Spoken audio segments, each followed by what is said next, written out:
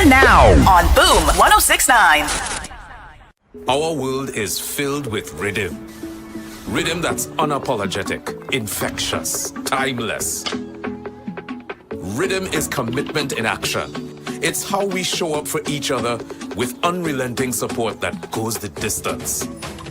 Rhythm lives in the tiny beats of our most intimate moments and the seismic roars of our biggest achievements. Rhythm is resilience in motion. So even when things go out of sync, we do what it takes to bring the rhythm back. At Flow, we understand your rhythm because we live it. That's why we're dedicated to building a network as resilient as you, with a team of familiar faces working every day to keep you on beat. You're at the heart of everything we do, and our commitment is to keep your rhythm flowing, no matter what.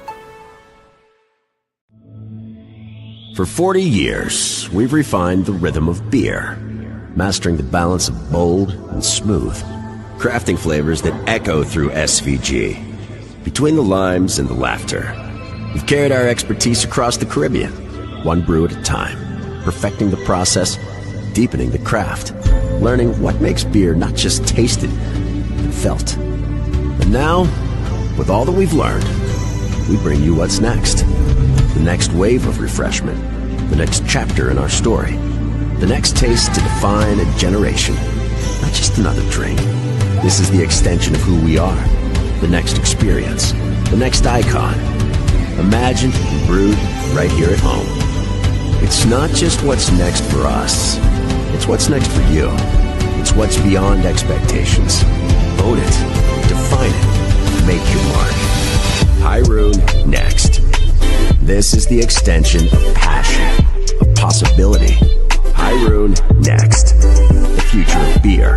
Made in St. Vincent and the Grenadines by the hands that have mastered the craft for 40 years.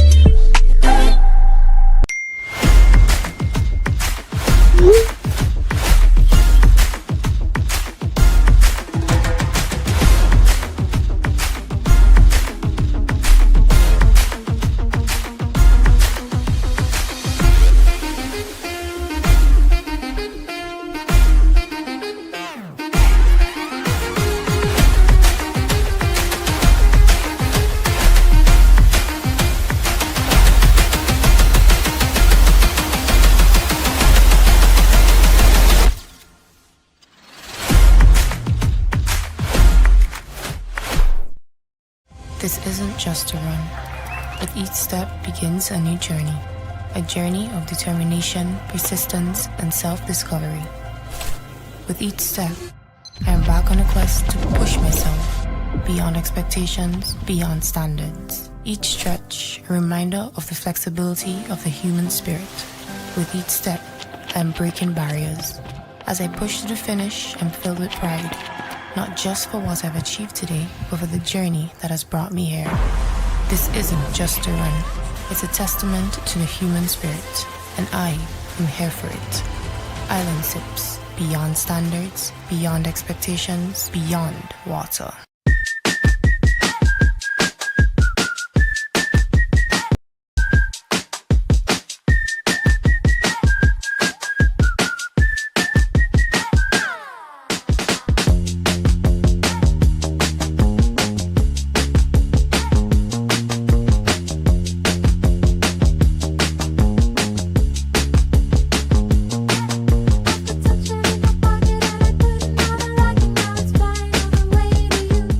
It all started with a penny.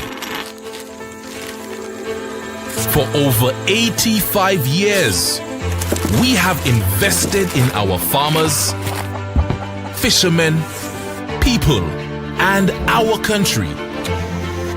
When we were called to serve, we were here. We understand what is valuable to our people and our country. That is why we support all industries, including tourism.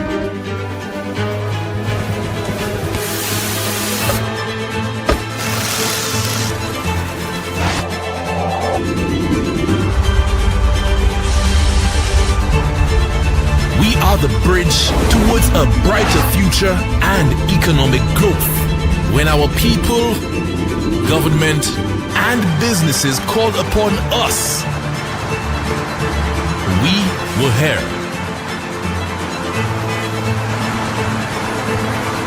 85 years later, First National Bank St. Lucia Limited is here for you.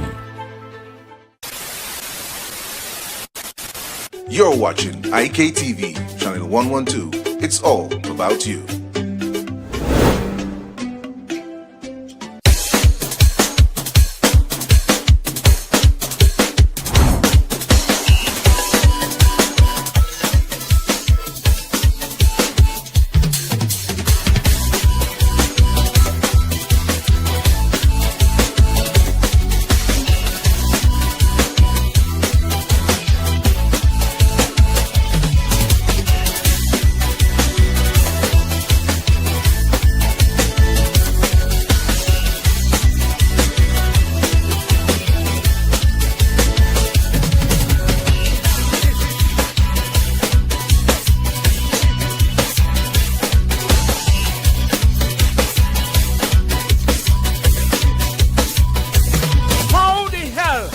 Can you not have an orgasm for that?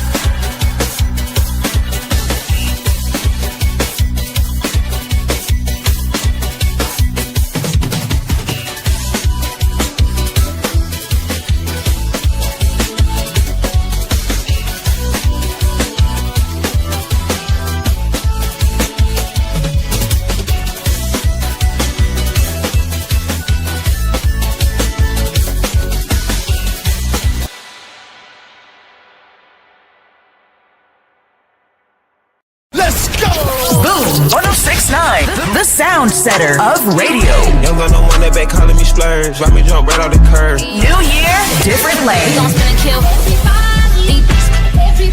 And we tellin' now. Bend that over, let that breathe. Shake that Boom 1069. hands on your knees. Unleash the sound revolution now on Boom 1069. Our world is filled with rhythm. Rhythm that's unapologetic, infectious, timeless. Rhythm is commitment in action. It's how we show up for each other with unrelenting support that goes the distance. Rhythm lives in the tiny beats of our most intimate moments and the seismic roars of our biggest achievements. Omg in the Morning, lighting up SVG on Boom 1069. Back to the future. Boom 1069 gives you 15 minutes of the biggest throwbacks. La la la.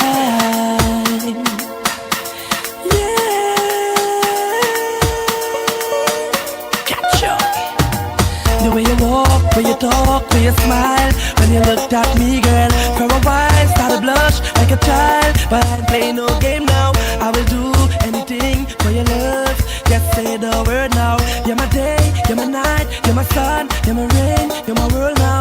I've got to have you, got to hold you, I've got to squeeze you. I'm longing for your love, girl. I've got to have you, got to hold you, I gotta win your heart. You set my soul on fire. You set my soul on fire. You set my soul on fire. And you set my soul on fire. Shawty, you're looking fine. God must have spent a little more time. You're the only thing on my mind. This is the sign. This is the truth. You look good in all your birthday suit. You're the one who can blow my fuse. Why you this kind of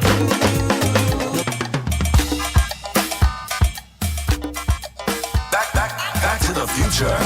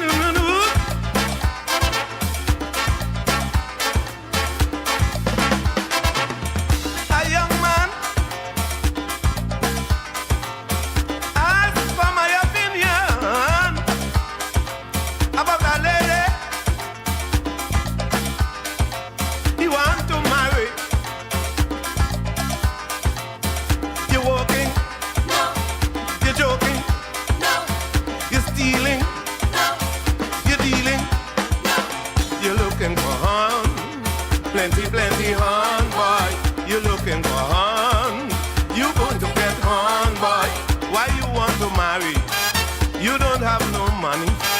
You ain't working no way. You don't have a payday. You think it's so. You think does work. You think it's so. I wish you luck. Without money to buy honey, you're heading for misery. She want here do and calado, and you ain't have nothing. Somebody will horn you. You better believe it. Somebody will horn you. I hope you will take it, partner. A big strong muscle man, like he on a mission. Oh yeah, yeah. Terrorizing old man,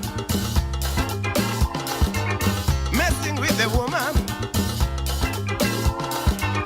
He used to be grinning, like time catch up with him. He ain't winning no more. His face always sour. Hey, hey. Oh, oh. The honor man crying. Yeah, yeah. The honor man falling. What goes around comes around. Oh, yeah, yeah. It went around and came around. Somebody on the honor man. Somebody on the honor man. Somebody on the honor man. A honor man on the honor man. Forget what you want tonight. Will you remember me tomorrow? Whoopsie mama.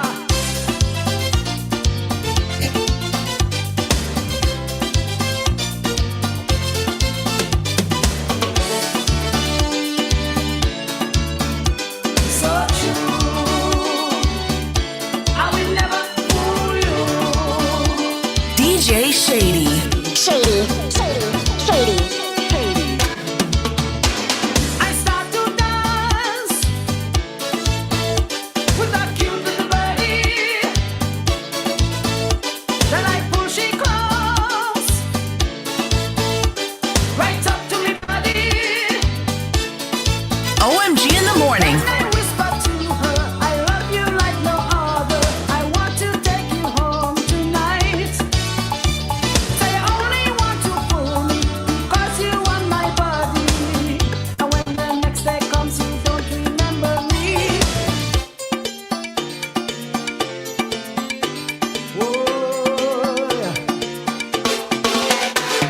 If I go home with you and give you what you want, what happens after that?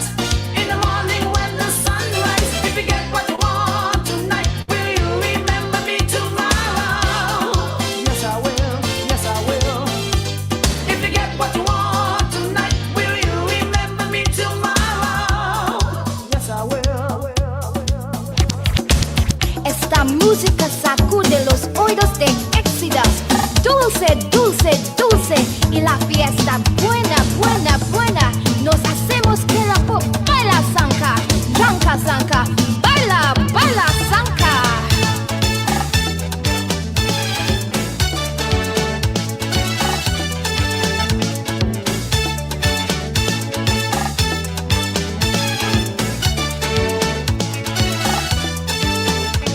This Colombian lady tell me she want dance with me, talking me on the floor. We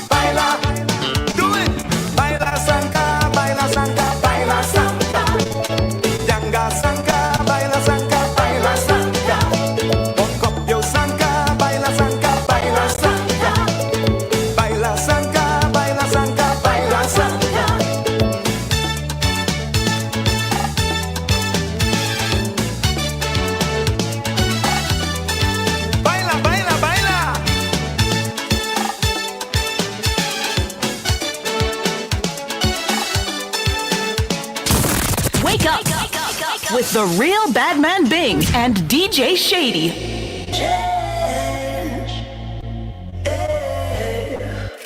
As people fight, blindly they strike, system failing, so they're not taking no time. Well, a one bright day, money just can't buy. All in a premeditated paradise. Let love abide and always be our guide. It starts in truth, don't let it end in lies. Why walk alone in the dark of night? Everybody needs somebody by their side.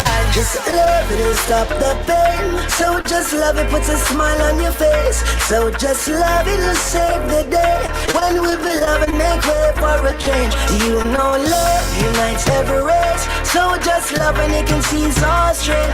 Yes, love makes me act a little strange. You know what love can do to your brain? It make it change. If you got love, give somewhere today.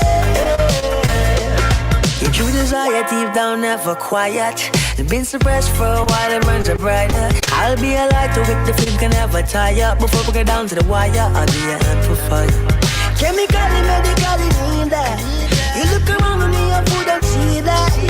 Physically, spiritually feel that. Where love goes, I'll be here. Just love it, it'll stop the pain. So just love it, puts a smile on your face. So just love it's me acting a little strange. You know what love can do to your brain? It may be change. If you got love, give somewhere change today. If you got love, give somewhere change.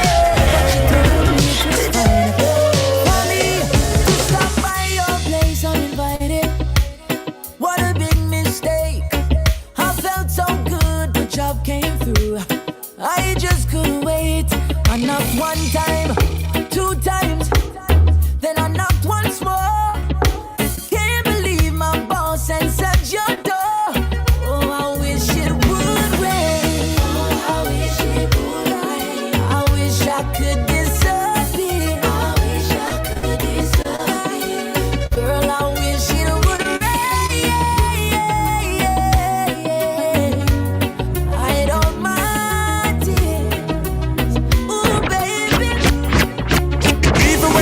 Run me from the 9 to 5, man, born to survive.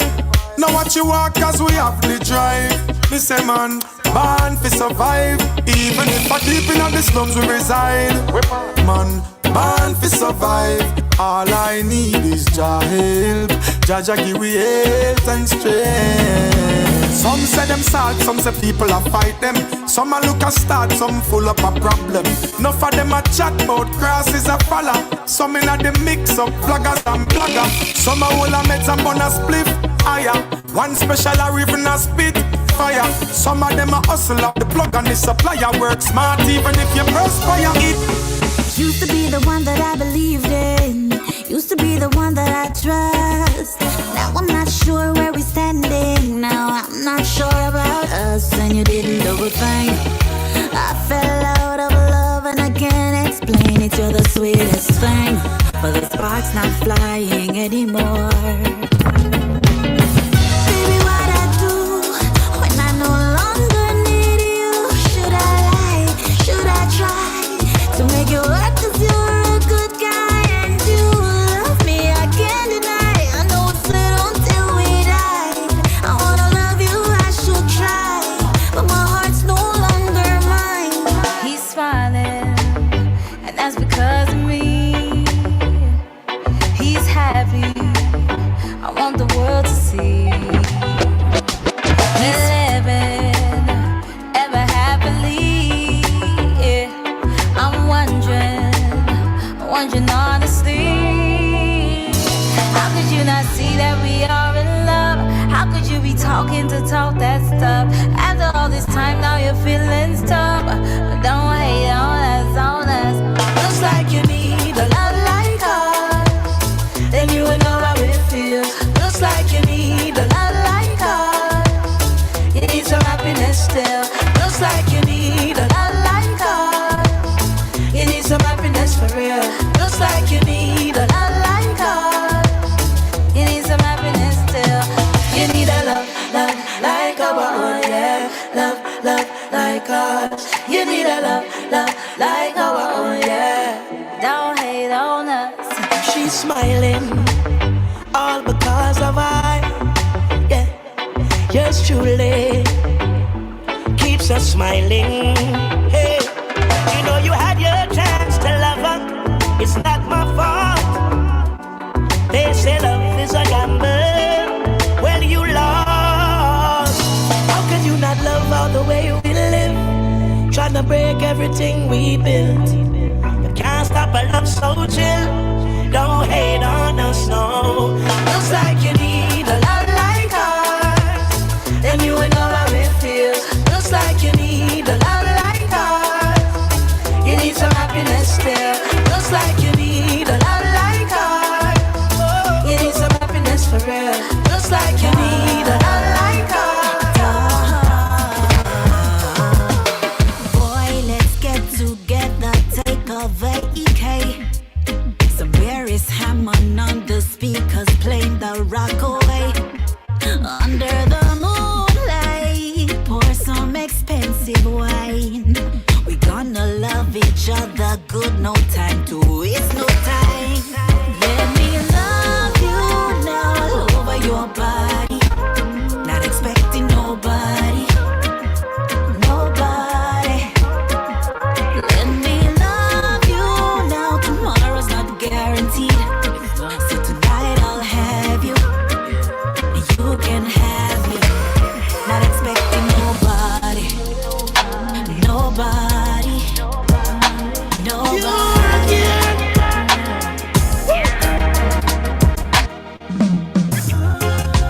For really feel me again.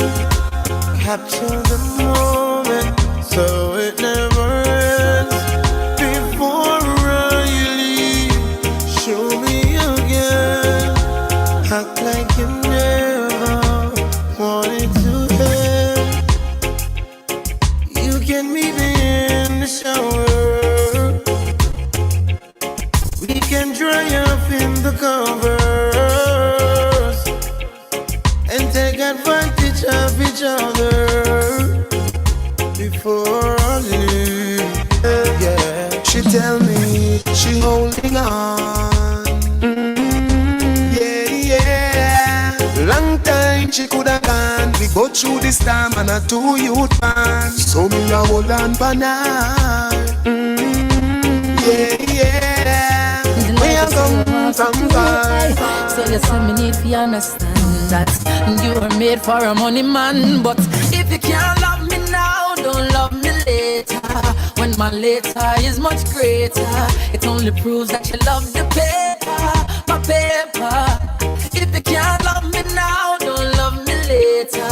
When my later is much greater, come in no one, no impersonator for my paper. Girl, do you love me or do you love him? Who introduced you to kissing and hugging and gentle rubbing and sexy touching? Admit it, girl, I'm give you the proper loving. Oh, only thing is that you rich on me. It shouldn't be because I'm only make you switch from me. Cause if you leave, girl, nobody come back. Because my heart won't offer you no other comfort. So if you can't love me now, don't love me later. When my later is much greater, it only proves that you love the paper, my paper. If you can't love me now, don't love me later. When my later is much greater, come in no one, no impersonator. For everything for you want.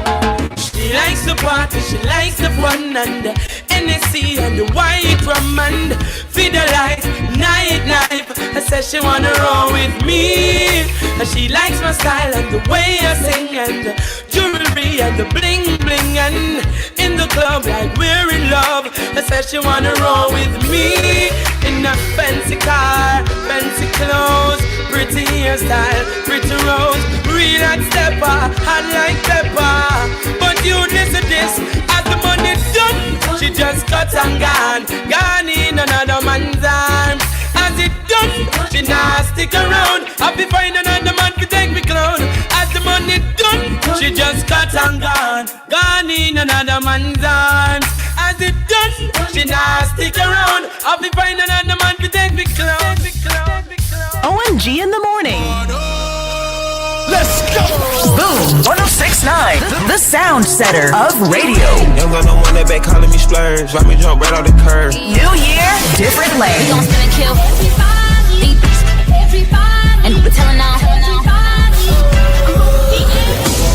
Bend that over, let that breathe, shake that. Boom 1069. Hands on your knees. Unleash the sound revolution now on Boom 1069.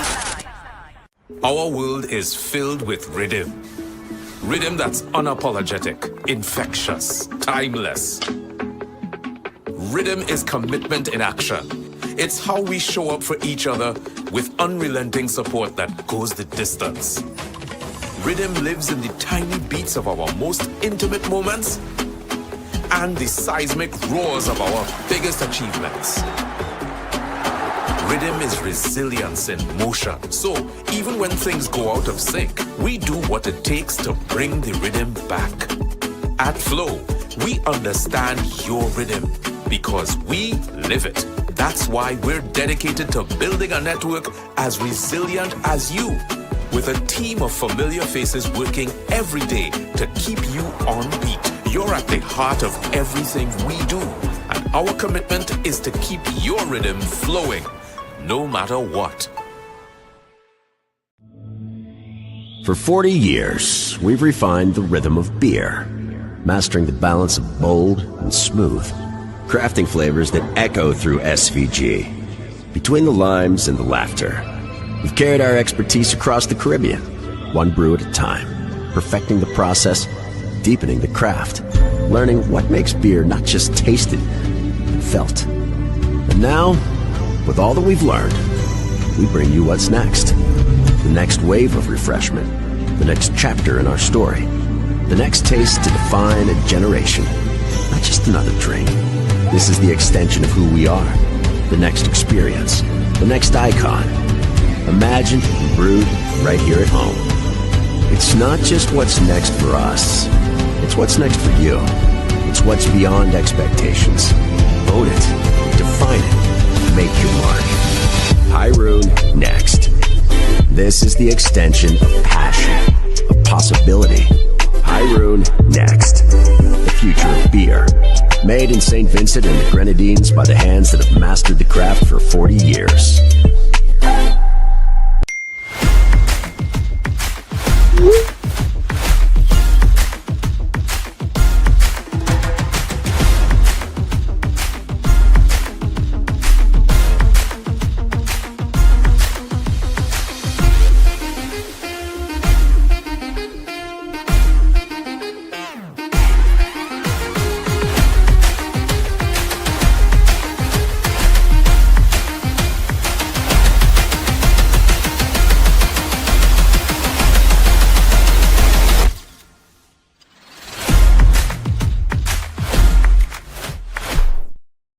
This isn't just a run. With each step begins a new journey.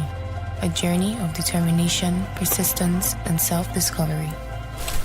With each step, I am back on a quest to push myself beyond expectations, beyond standards. Each stretch, a reminder of the flexibility of the human spirit.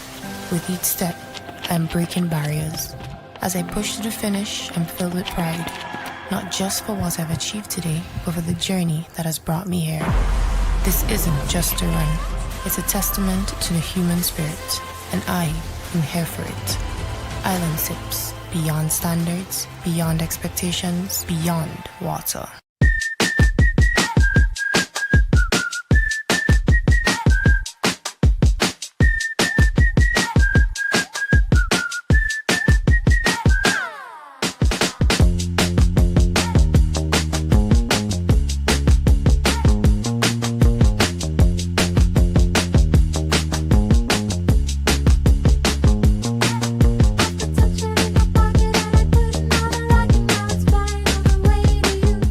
It all started with a penny. For over 85 years, we have invested in our farmers, fishermen, people, and our country. When we were called to serve, we were here. We understand what is valuable to our people and our country.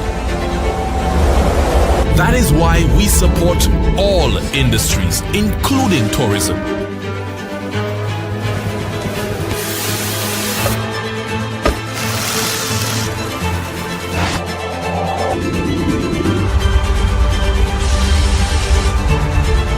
We are the bridge towards a brighter future and economic growth.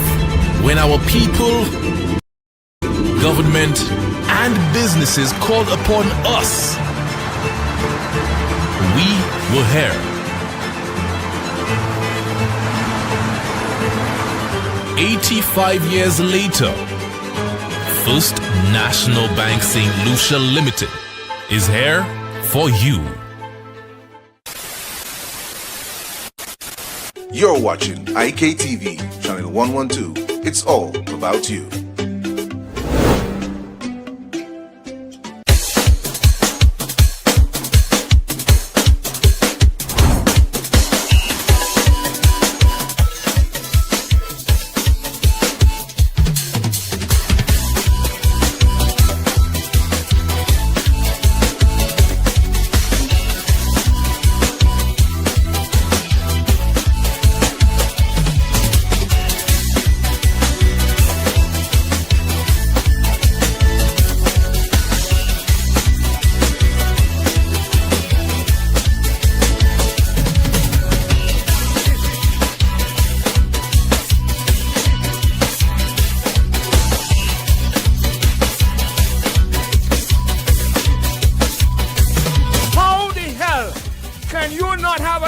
For that.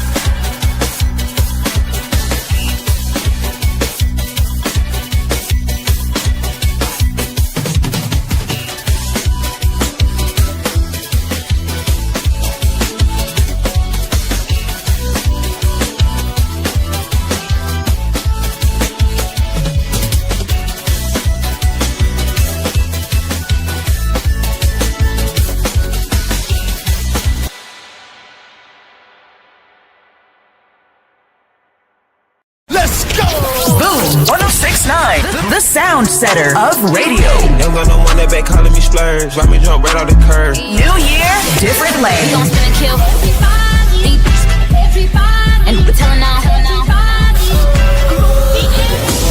Bend that over, let that breathe.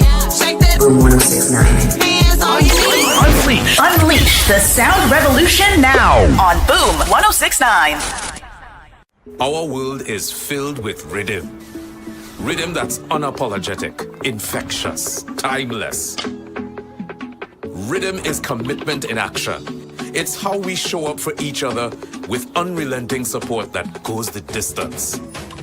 Rhythm lives in the tiny beats of our most intimate moments and the seismic roars of our biggest achievements. Rhythm is resilience in motion. So, even when things go out of sync, we do what it takes to bring the rhythm back.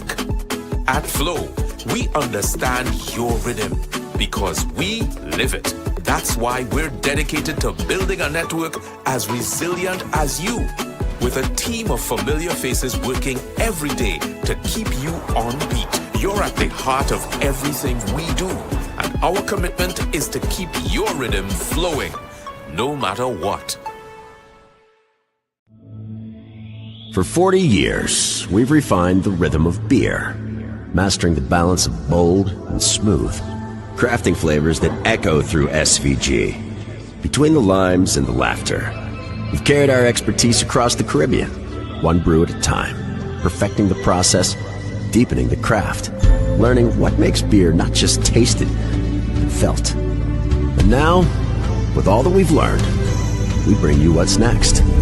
The next wave of refreshment, the next chapter in our story, the next taste to define a generation, not just another drink. This is the extension of who we are, the next experience, the next icon, imagined and brewed right here at home. It's not just what's next for us, it's what's next for you. It's what's beyond expectations. Own it, define it, make your mark. Cooperative Bank, your penny bank and so much more. The Penny Bank and so much more. Unleash the sound revolution now on Boom 1069. Crocodile badness of it on la. Ba ba ba. Montana, from the South Bronx. I sound that. Where are they bad from? You know what it is? Go on, hear that. Hey. You sell white, not cover the Forbes. Wanna be the top dog, knock off the boss. I'm from all your favorite rapper, get all the sauce. Youngers need the loud pack to shut off the noise. I'm a killer, feel no remorse. Rich long time, $250,000 off a course. Kingston in the rip top, 100 in the ziplock. Heard he can't go back to his hood, they banned him like TikTok. Top shine back, what's your life like? Talking bricks, I get rid of weight, call me Ice Spice. 10-carat rings, neck full of ropes, fight night. 10, body, tell him night. Run up on me, no man trying that. She trying to sell it, I'm not buying that. Had the sun up flying back. Assalamu alaikum, no swine in that. Boy, this is my from dead one time. I'm in a sin a lying that. La boss, like a flying chop. High impact, select, driving stop. Them find him flat, and everything inside him pop. Buy this shop, fire them, life we stop. Fire them. We no mix or mingle. Remember we full of chips like Pringle. Run the matic van single. Face like dimple. Up in a waist and me wrinkle. Young skull with the 17, cool and simple. Fling in a hole and sink you. If I evil them know we are sin to. Traffic you it's in the right cross the state. Might cost a lot, but we not pass the plate. Rambo in the Lambo, fly past the gate. From it rise off a waist and now we strike off a face. Get the richest cop, none of my time for chase. Sick you know my lifestyle amaze. Look, kid on the Alpine tablet. Left it kicking pan the roadside a grave. AP ticking and the whole Kyle me pay. Spend my money bike, I'm on 9 me spray. Phone line my dog, you know the boat by the beer. We ship that by the ton, fling a scope on the key. Hope and we pray. Now we a live it as how we do up and we stay. House up a house, can't know what me stay. Stove light and no cooking oil, know why I play. Dog start sell whites, don't lock off the stove. Out our kitchen now, wash off your clothes. 17.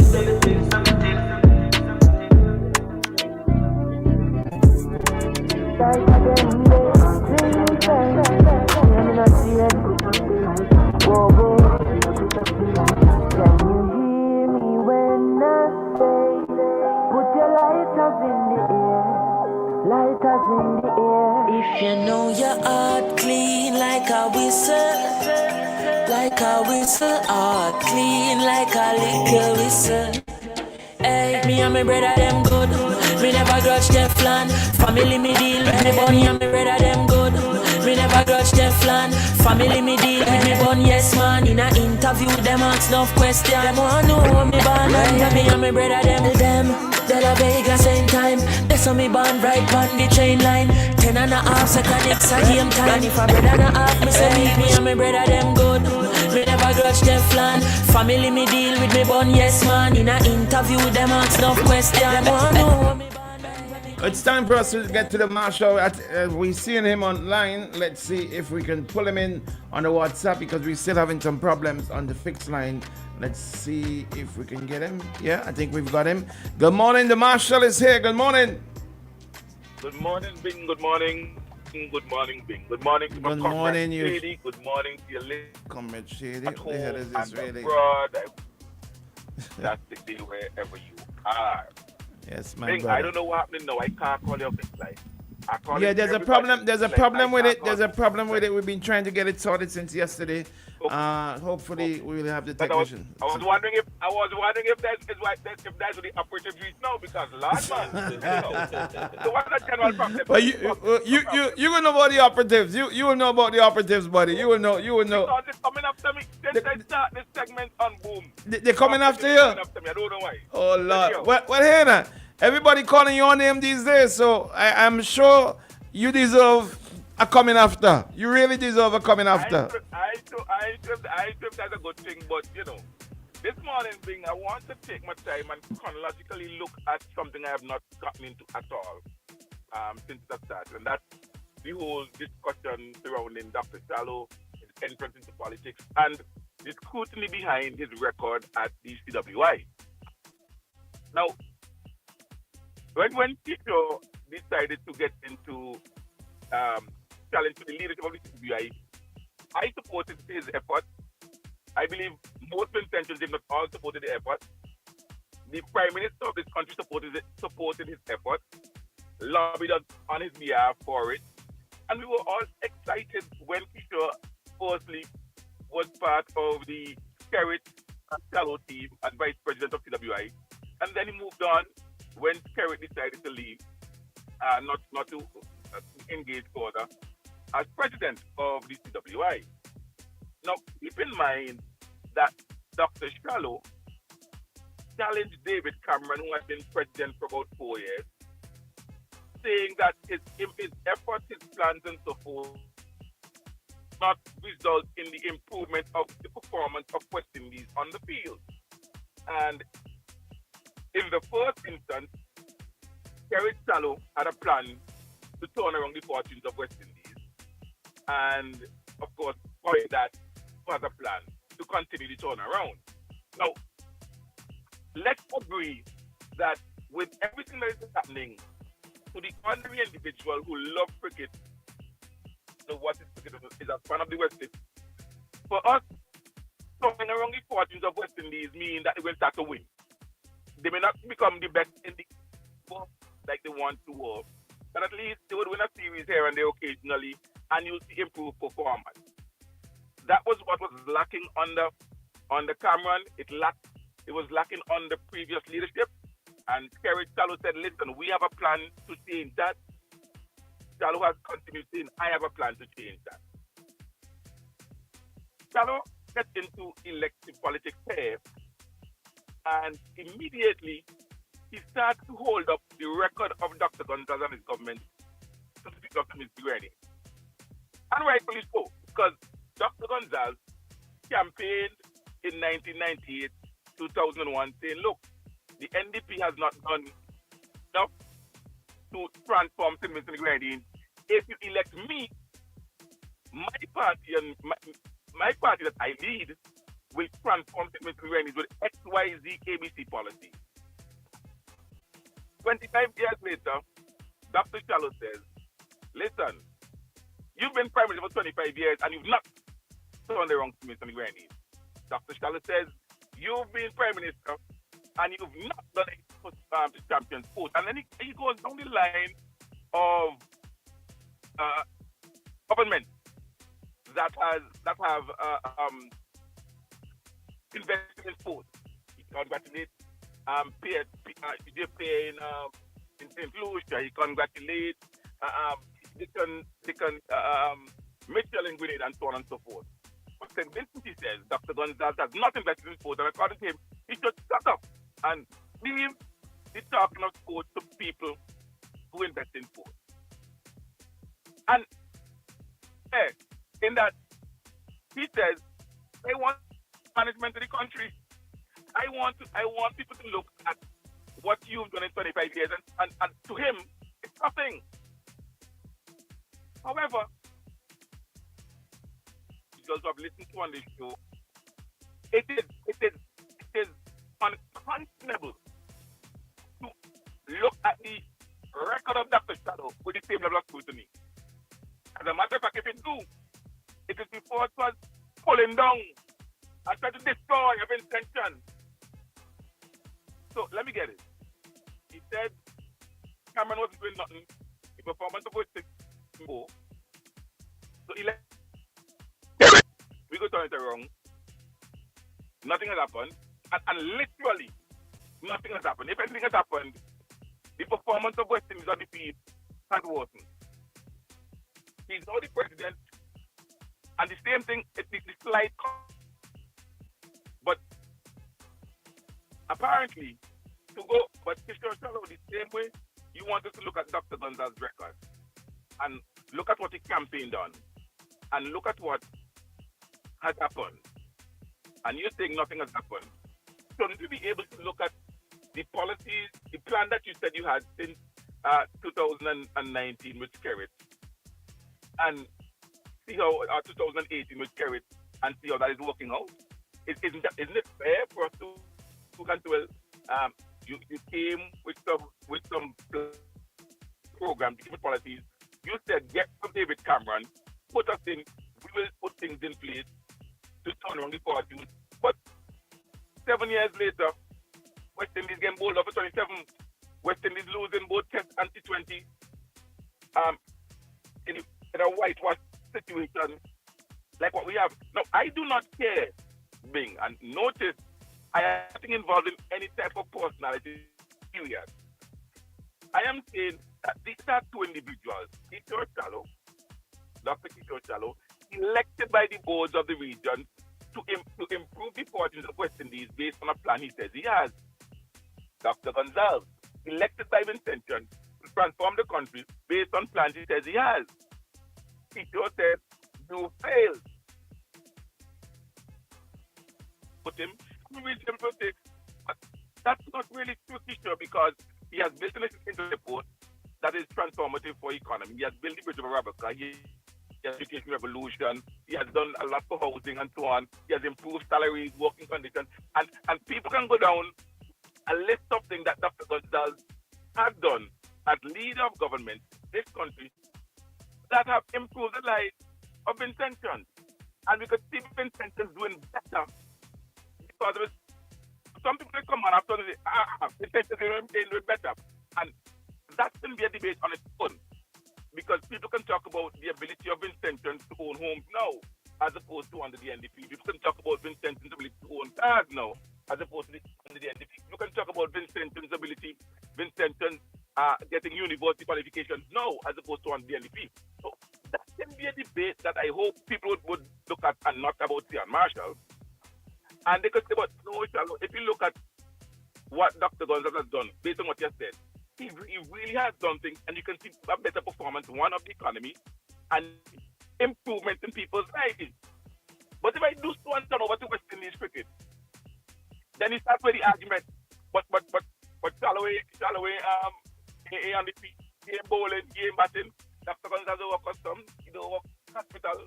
That don't stop people from criticizing the healthcare system because the role of both individuals as the head is to put policies and plans in place that would result in improvement.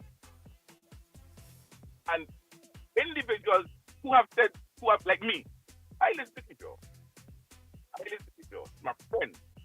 And he knows he's my friend. Even if he might think that I'm being critical of him this morning, I'm being critical of the substance of his argument, not of Kishore, the person. He's a lovely man.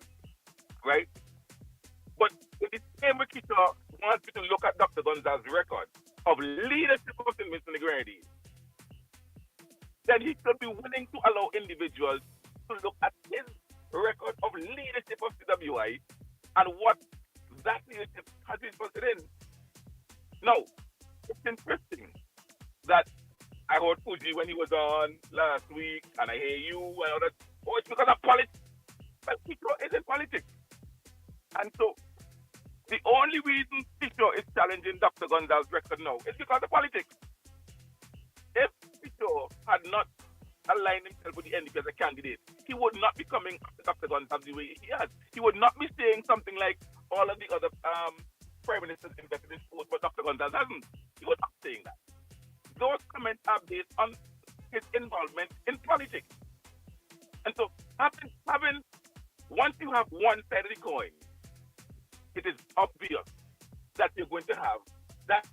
If Kishore wasn't in elective politics,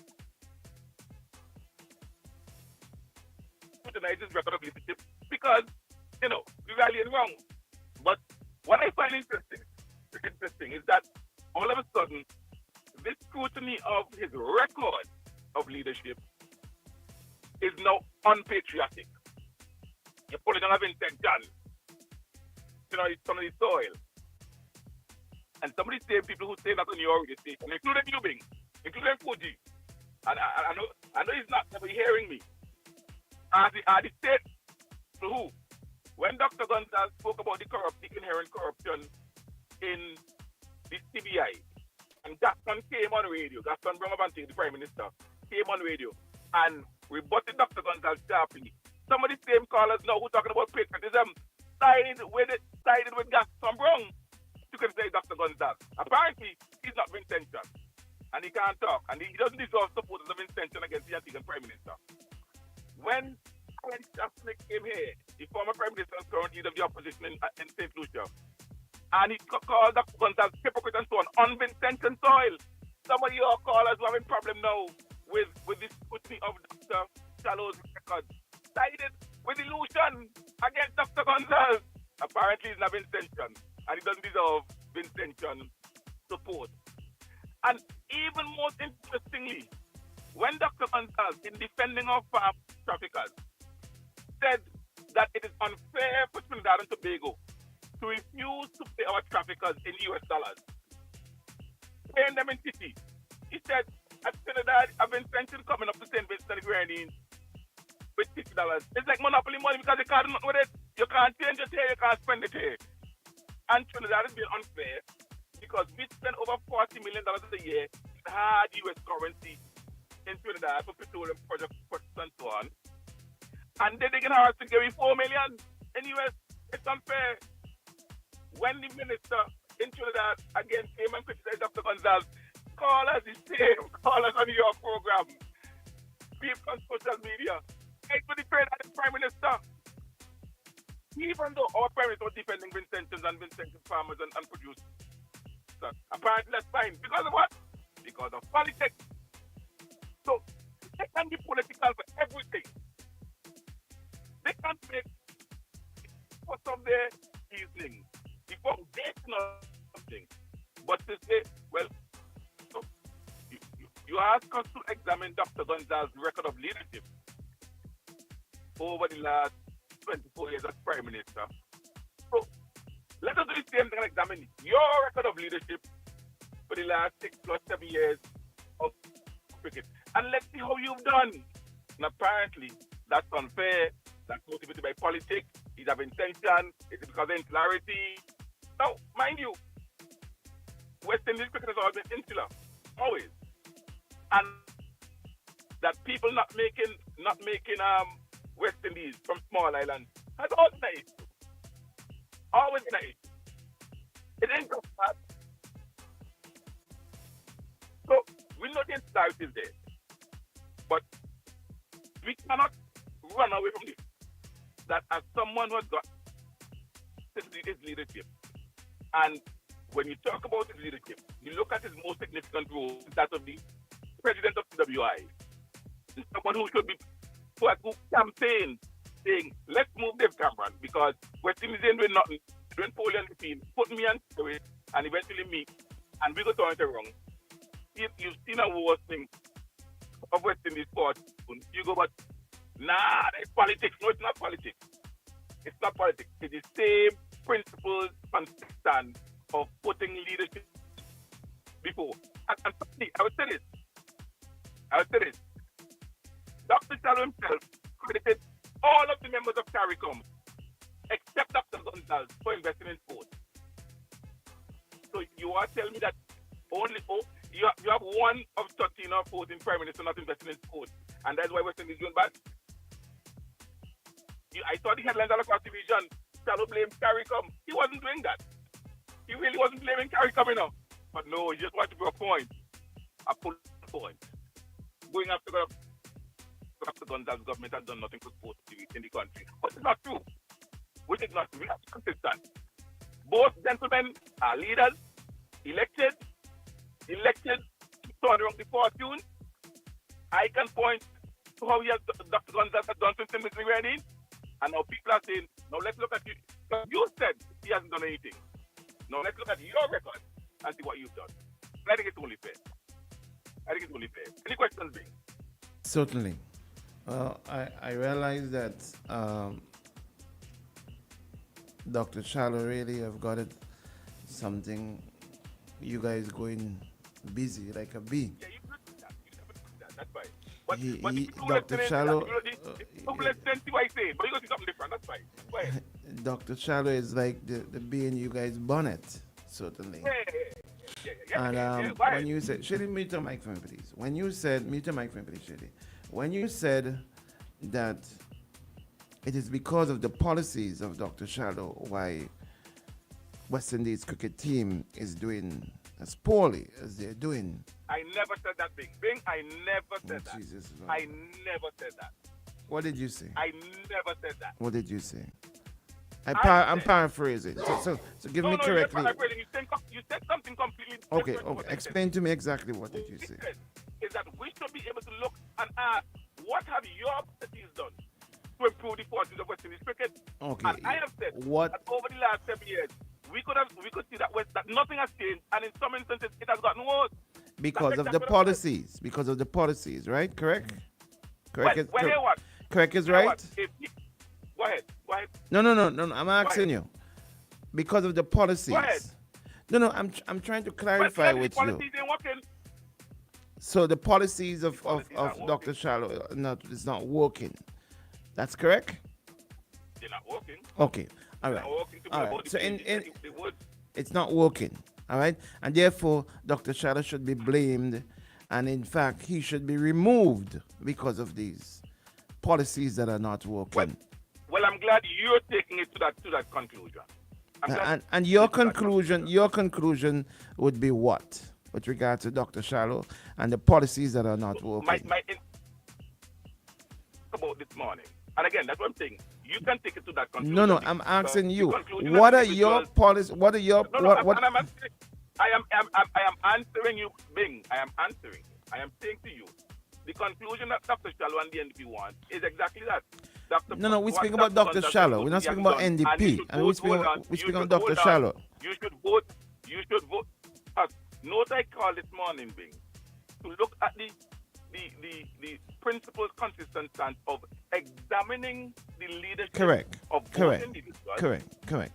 Exactly. With the limited time I have that you ask me if I have any questions. Let me ask you some questions, please, okay? And then you can answer. And where you feel the need to interrupt because I may have gotten it wrong, please do, all right? You said that the policies of Dr. Shallow is not working, and as a result, he should be removed. Is that correct? Well, what the person who elect Dr. Shallow do when the time comes is up to them. But you coming on here and making a big hurrah about Dr. Shallow's non-performance and that the team is not performing and therefore his policies are not working. I'm just trying to verify that if you're saying that because his policies are not working, then he should be removed. I'm just trying to verify that. As I said, Bing, what the electors do when Shallow comes up for all right, okay. Let me dash that away. Dash that away. Throw that away. Let me throw that away. Let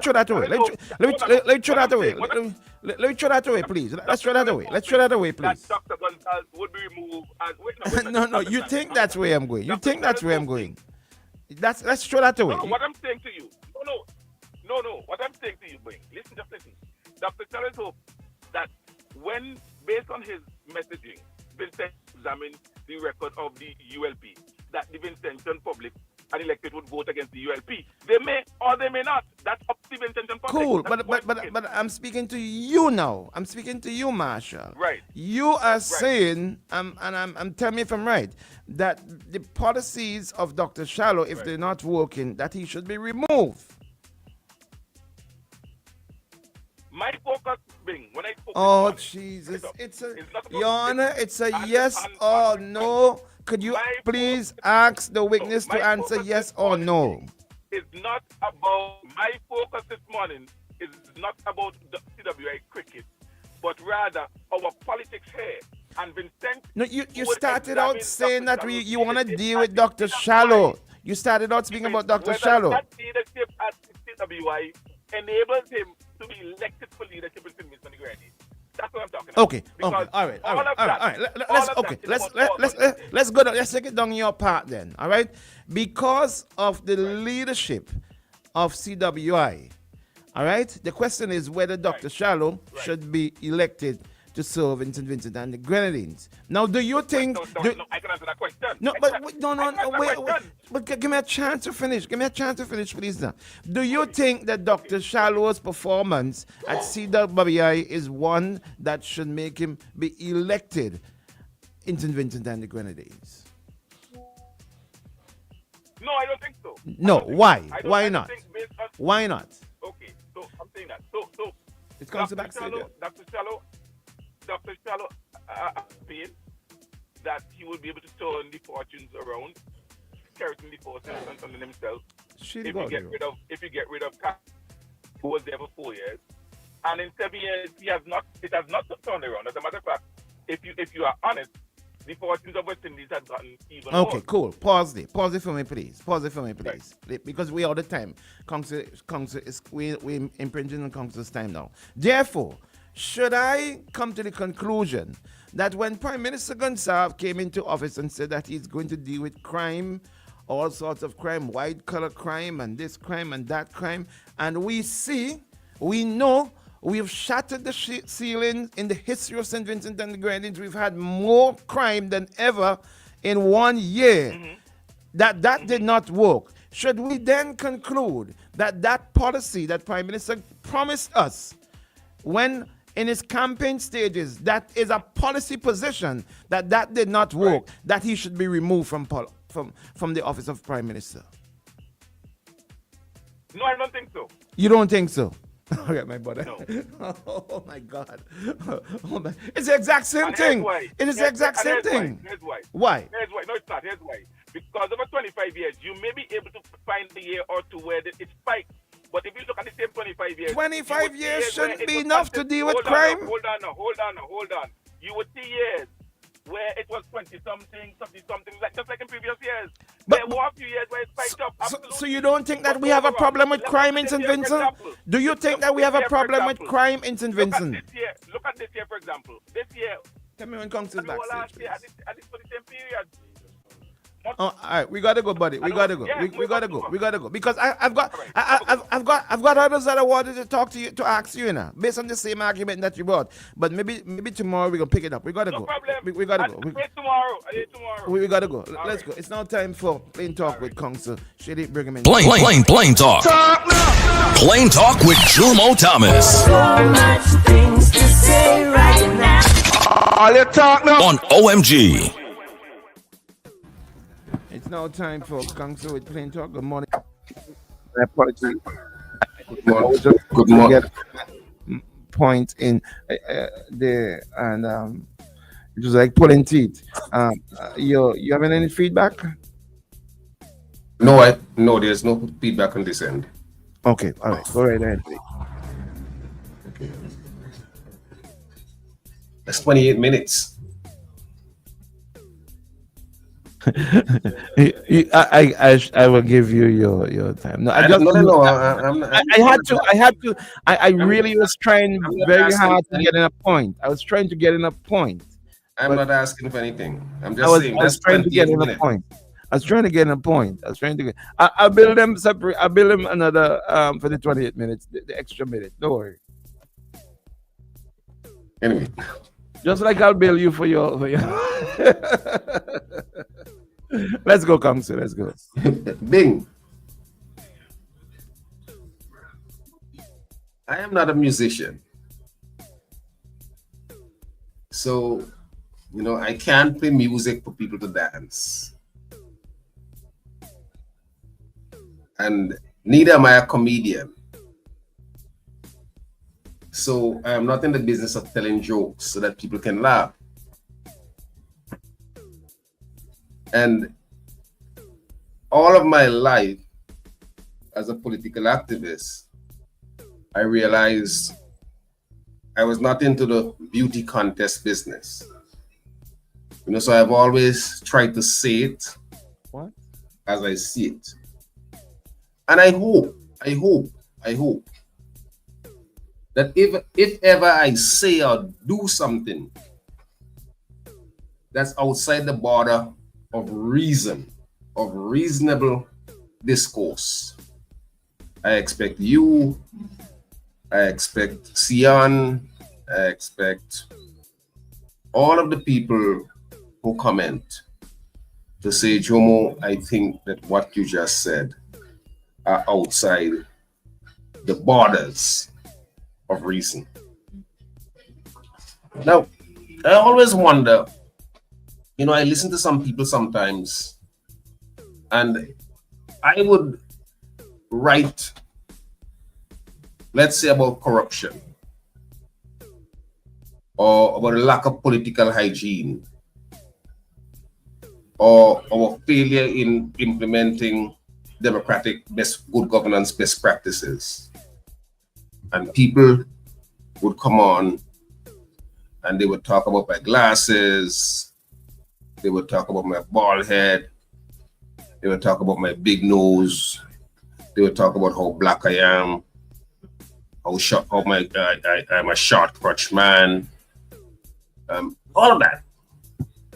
And you know, a good friend of mine who lives in North America always says, Jerome, you know, when they can't deal with the issues, they deal with the man. So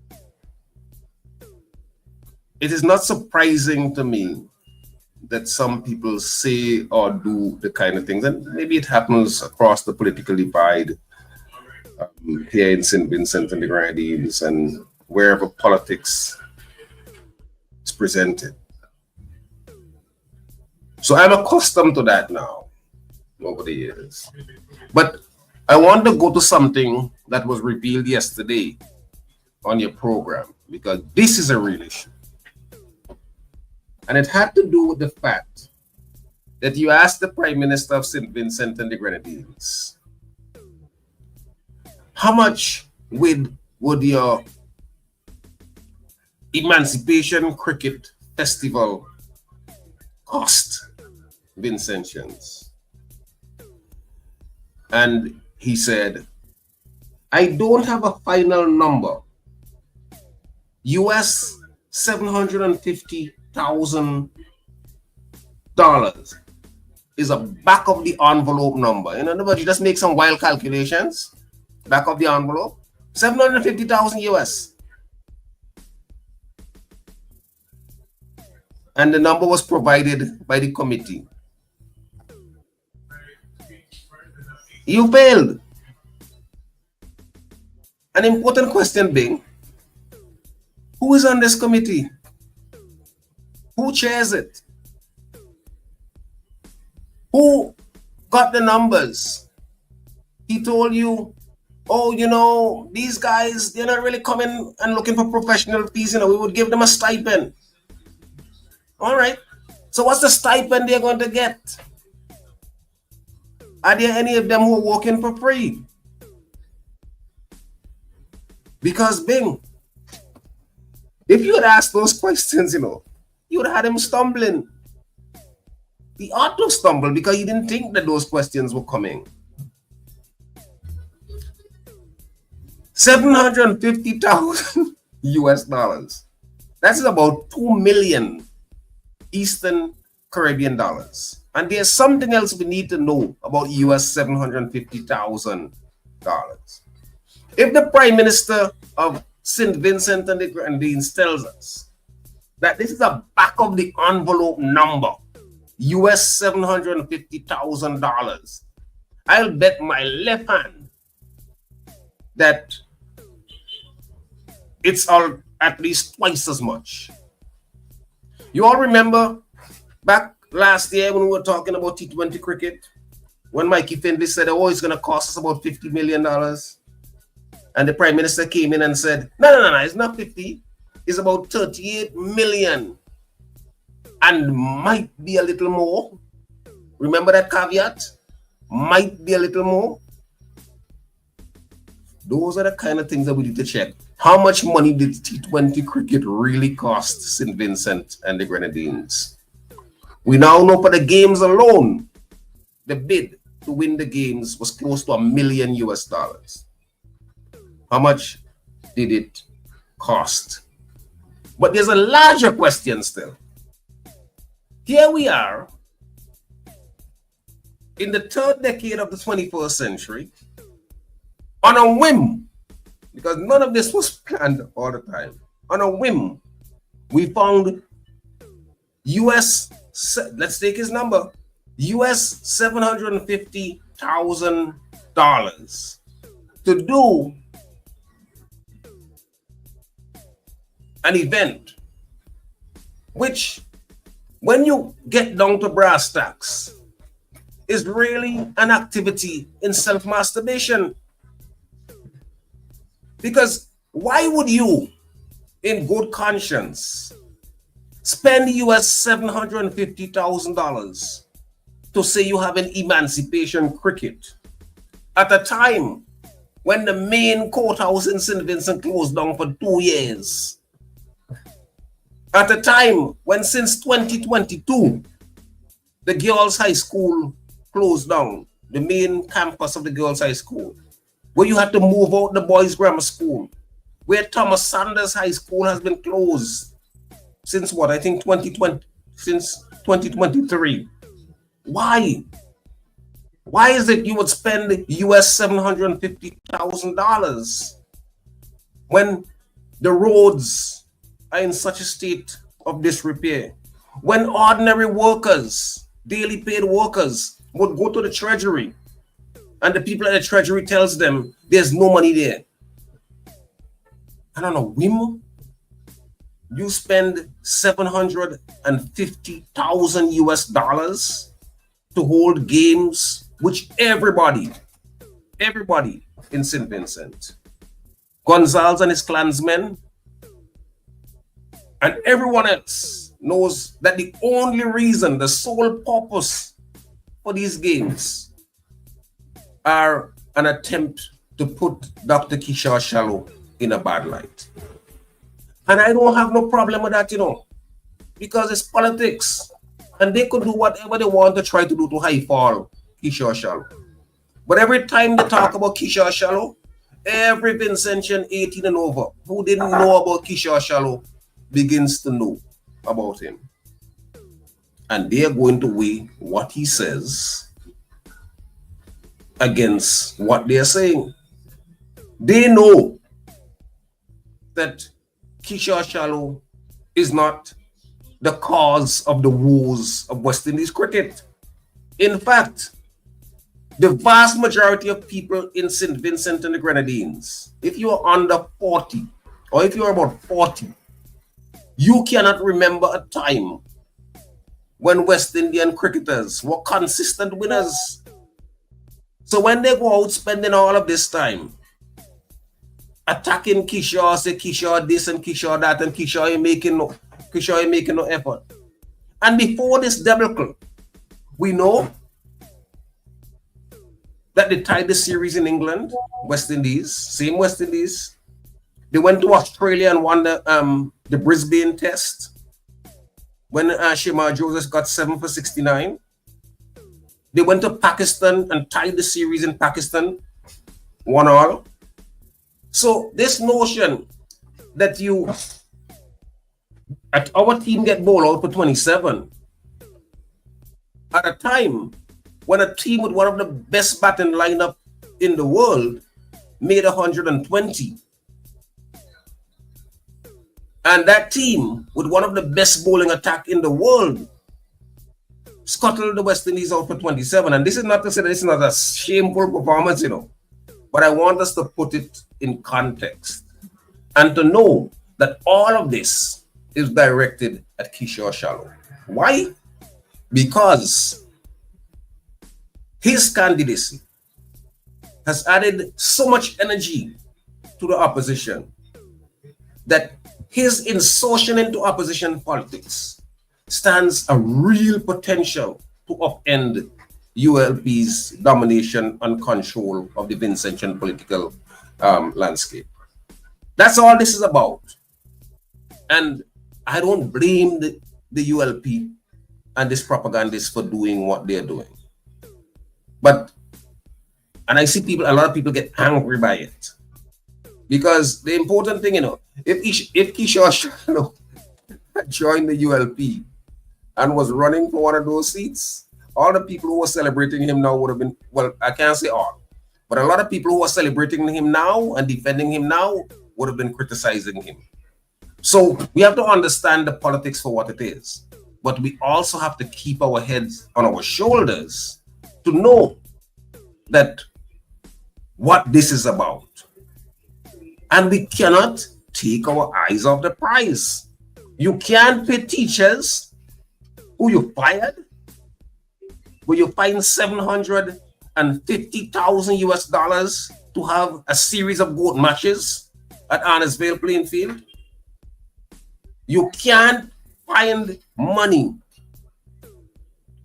to fix the roads, but you find on a whim $750,000 US to bring it home. Kenson King won a case against the state, and he was awarded $33,000 US. You don't pay him, but you find $750,000, and that's where we have to keep. In other words, everything. And I was making this point to Max yesterday. Everything we do, we have to bring it back. We have to bring it back. Let them go on whatever tangent they want to go. Will you bring it back to the central point about governance, this is fiscal irresponsibility. $750,000 US on a whim. And that is why I have been beating that drum. You have to have forensic audits on so many things in St. Vincent. And I am absolutely certain, if and when we do it, some people are going to go to jail. Remember, 3 years ago, they had the CARICOM, 50th anniversary CARICOM Emancipation Day celebration. Somebody leaked a back of the envelope number, $519,000 US. A man go jump up on the stage for 7 minutes, he get $10,000, $20,000. You think some of them men who come in here are going to say, okay, give me $1,000 US? Men who are working for $200,000 US a year and come here and say, give me $1,000 US, or give me the stipend for $5,000 US. You really think that? So I want to really know how much money they're spending. Because in the end, we can be certain that Gonzalez US $750,000 is a low ball number. In fact, as I said in my column this week, the $750,000 US is a floater, it's a balloon. Let me see how people can respond to this. The balloon. And people must blow it up in discuss. See, under no condition should St. Vincent and the Grenadines, on Emancipation Day, that is supposed to celebrate the freedom of our people from slavery and oppression and exploitation and torture and rape of our people, that this kind of travesty should be taking place in our country. That's my take for this morning. Stay right there, Conks. Stay right there for me, please. Shady, let's go to the top and come back after with Conks.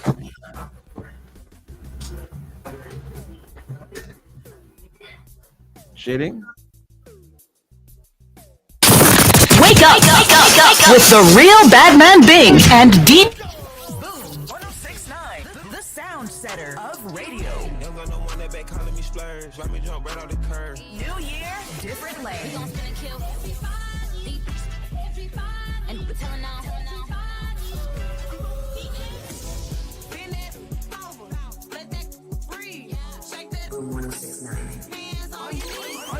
Unleash the sound revolution now on Boom 1069. Hills, mountains, high, man, woman, shy, brown, Vincy, hands up high, and let me hear you say, this island is mine. Jump and say, jump and say, jump and say. IKTV, channel 112. It's all about you. Let's go! Boom 1069, the sound setter of radio. Young got no money back calling me splurge. Watch me jump right off the curb. Let's go!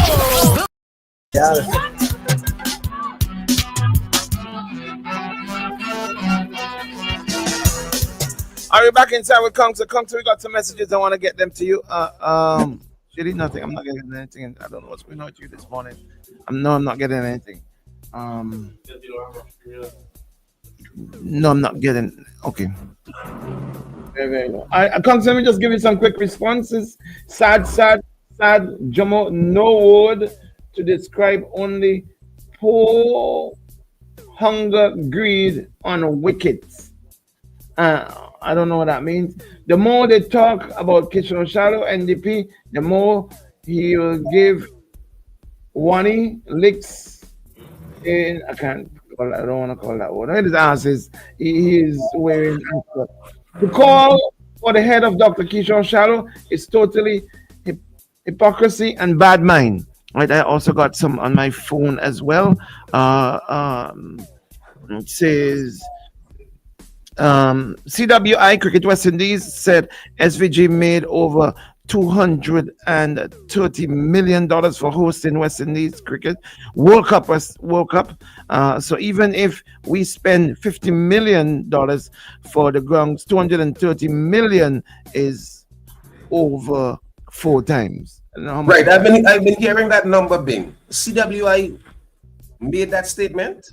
Yes. Dr. Shalom made that statement in here with us. Oh, he made that statement. All right. He made that statement with us. We made 250 million US dollars. Yes, Cricket West Indies. Cricket West Indies made it, or we made it?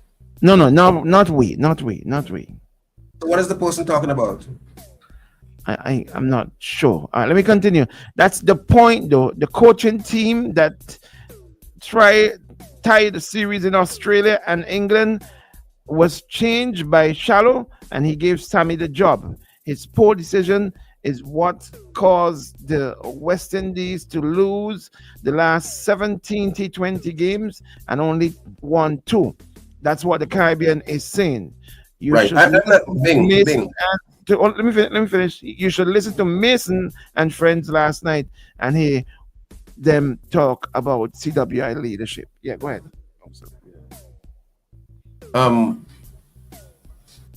Errors of judgment are made time and time again.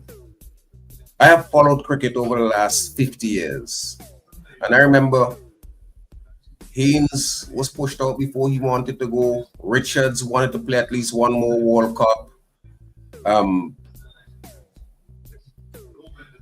A number of West Indian cricketers had difficulties with selection choices, who became coaches. I have a difficulty, quite frankly, and it is a difficulty that runs through Caribbean cricket. Who controls the board tends to have a predominance of their people from their nationals, from their countries. So we have a situation now where Miles Bascom of Vincentian is the director of cricket. Darren Sammy, somebody from St. Lucia, part of the Windward Islands, is the coach for all formats. Mr. Byam, the sport physiologist for West Indies cricket. There's a predominance of Vincentian Windward Island people on the board. I am not so sure that that is a good thing. Now, you know, a friend of mine who I know follow cricket very, very closely made an observation to me. I think it was on Monday night. He was saying that historically, and it's a point that worth consideration, right?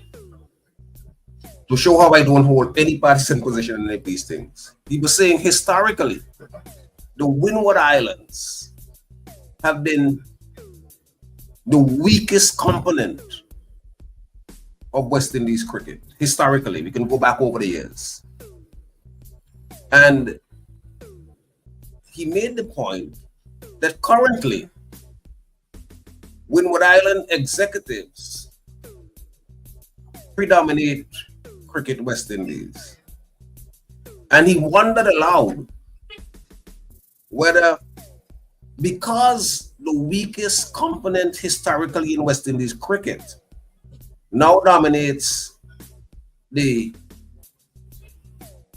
governance of West Indies cricket, whether some of the weaknesses and what some people may characterize as poor decisions that are being made are not almost inevitable. I can't tell you that I totally support that view, but I think it's a view that ought to be brought on the table for consideration.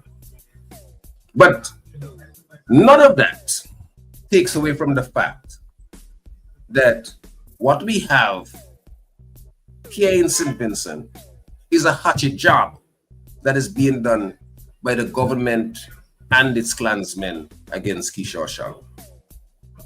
Now, as it regards Mason, I have little regard for Andrew Mason. Mason has been around for a long time. He's been doing a program for a long time. He has I wish I had his Rolodex to be able to pull out some of those people that he pulls up regularly on his shows. But Mason carries a brief for Gonzalez. You only have to listen to Mason when Gonzalez was on there. And Gonzalez now pull him in to be the moderator of some show he's having here, cricket and the public good. So he has it's Gonzalez, it's Clive Lloyd, and some other person whose name I can't. I'm not sure if it's Viv Richards, whose name I can't recall now. But Mason carries water, carries a brief for Ralph Gonzalez. So his criticism, the piece that you showed yesterday or the day before, had Mason talking about the historical problems in West Indies cricket. And he was on that show with Gonzalez. And he had Gonzalez literally berating and stylizing what has happened in West Indies cricket without for a moment checking him. It was left to Chris During, the CEO of West Indies cricket, to try to put into context some of the difficulties. One of the points that Chris During made, Prime Minister Gonzalez frequently talks about, CWI is a private entity, registered in the BVI. And Chris During simply made the point. He said, PM Gonzalez, the way cricket has evolved, people were not prepared to give huge contracts to an amorphous, loose organization called West Indies Cricket Board of Control. So we reframed it. We called it Cricket West Indies. We registered it as a company. So people are signing these $1 million, tens of $1 million contracts. PM Gonzalez knows that. But he comes and he talks about, it's a private company that is recognized by ICC, International Cricket. Wasn't the West Indies Cricket Board of Control recognized by the ICC? And then he says, and they are further controlled by Indian cricket imperialism. What kind of foolishness is that about Indian cricket imperialism? He knows better, but it sounds good. It rolls off the lips. So he says it, and Mason is there grinning when he's saying it. So I have little or no regard for Mason. But I take the point that there are some things in our cricket that we have to pay close attention to. And I am totally in agreement with Michael Holden that one-day cricket, T20 cricket is the ruination of West Indies cricket. Thank you, Council. I wanted to read some more messages. There are tons of messages that are directed towards you directly. Maybe I'll try to read them during the course of the program. I'm still gonna say, as you leave, that as patriot of intentions, no matter how we feel about our politics, that when it comes to cricket, we all come together, we argue, we fret, we fight, but we should all still go out to the cricket that's taking place this weekend. Well, that's cool. I don't know about this patriot thing. I think Kenson King got it right yesterday. Kenson King said, and it's a quote that I have used many times. He says, patriotism, nationalism is the last resort of scoundrels. Thank you very much. Shady, straight to the shot, guy. Thank you very much. Come to catch the moment. I enjoyed this one this morning. Let's go, Shady. Let's go. To him. He said to check your phone. Lyndon Buffett Vibes Cartel James Money James. Lyndon Buffett Vibes Cartel Money. Could you please tell your partner to call the WhatsApp? You have one job to do, buddy. One job. Just one job. all day for the rest of the day from since you wake up this morning. You got one job to do. Linden Beef It. When I always see him, always say Linden Beef It Vibes Cartel Money. I need everybody to start calling him so, because if you start calling him like that, he will get the job right. All right. Whenever you see him, please call him Linden Beef It Vibes Cartel Money for me, please. Oh, we've got him. We've got him. We've got him. We've got him. We've got this. We've got the man from the Prime Minister's press office, the press secretary. We've got Candyman. Good morning to you, sir. Good morning. Zaga. I just want to say Zaga. I don't have this trend this morning. I don't want to say a large Zaga. I want to say a small Zaga. You know what? Scratch that. I want to say a medium-sized Zaga. Why are you so disgusted? Why are you so deplorable and disgusted? Large Zaga. Zaga. Comrade Shady, good morning. How are you? How are you doing, my comrade? I'm muted his mic. No. Unmute his mic. Unmute his mic. No. No. Unmute his mic. No. I was trying to silence, you know. That's how it works. Comrade Shady, good morning. Yeah, shout it because I ain't turning on his mic. Morning. Comrade Shady, you walk in the cricket? Don't worry, that's all them. They was promising all kind of thing. All kind of thing you getting promised for. I bet you. Contract don't sign. Contract don't sign? Yeah. Now I should turn off my mic. Comrade, they want you thing flop, you know. They want you flop. You know what I mean? You hear them every morning now, they singing the thing. They want it flop. Yeah, well. Jomo know more about flop than anybody else in civil gonna get it. Oh, everything Jesus Lord. Why did you flop a whole political party? Why you have to go there? Remember it had a thing named PMC? The only thing he got right was a name. After that, everything flop. Flop a whole candidacy. It wasn't a party, it was a movement. It wasn't a party. Yeah, you know that's the problem. It's a movement that ain't going nowhere. Shady, why are you laughing? Why are you laughing, Shady? It's a movement that's style. Don't encourage. That should have been in the market, boy. That should have been in the market. In the meat market. Style. Jimmy, Yeah. could you please send me a note, please? I need some medication to go with these No, people. the one candidate, the worst candidate that he claimed, worst candidate is easy flop. And then he flop a whole speakership. You all know that he was such a bad candidate when you all ran him? Yeah, but I knew. You knew. So, and the people knew as well. And I'm going to show all you why. By the way, you mustn't let Jomo come on and whine about people calling him short and this and that. If you're short, you're short. I just called myself short in the mirror. Jomo, you know that? You nearly 70 years old. You're calling you short. Your whole life you ain't know you're short. If you're short, you're short. If you're fat, you're fat. You're short, you're short. Your head big, it's big. You're tall, you're tall. You're bony, you're bony. You're comfortable with who you are, man. But the problem with you is you don't know who you are. Because a different man every morning. And you had this morning, 70-year-old man trying to do all these things for attention. You came on yesterday to claim that, Ralph is looking for relevance. Well, Big put Ralph on his radio station for 5 minutes. Jesus Christ. Every morning you're balling for more time. You get half an hour every morning, you want more time. Nobody pays attention to you. Ralph come on for 5 minutes. The whole Caribbean light up. The news, everything. That's what you claim balling for relevance. And so this morning, you have to come back, Jomo, to seek relevance. And what do? You do what you normally do. You lie. And that is exactly why the people of South Leeward prefer nature over you, because they could trust nature more than they could trust you. Way more. Shady, I want you to play that thing for me, please. Shady, do you have my authority to play anything? Shady, you have my authority. Play, please. Oh, you're getting paid to play? All right, you and I will talk. Have a meeting after. You and I will have a meeting after. Play that thing there for me, please, Shady. How much is this tournament festival is going to cost the taxpayers of the country? I don't have the final number. Sorry. When it's done. How much is this tournament festival is going to cost the taxpayers of the country?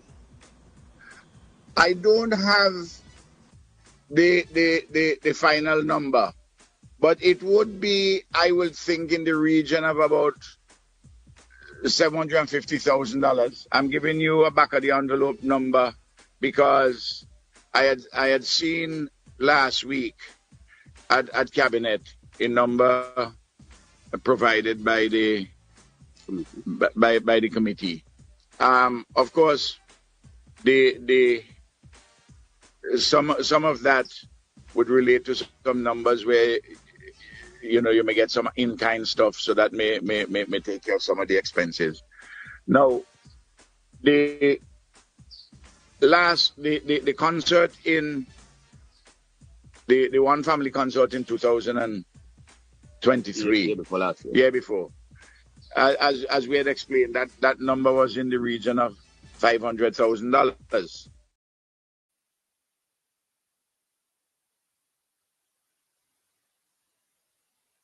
All right, back to you, buddy. That's yesterday morning. That's 24 hours ago. 1 day ago. At which point there did you hear the Prime Minister say 750,000 US dollars? Anyone of you in the studio heard 750,000 US dollars? When we speak of dollars, what exactly do we normally when we say dollars? Our currency is Eastern Caribbean dollars.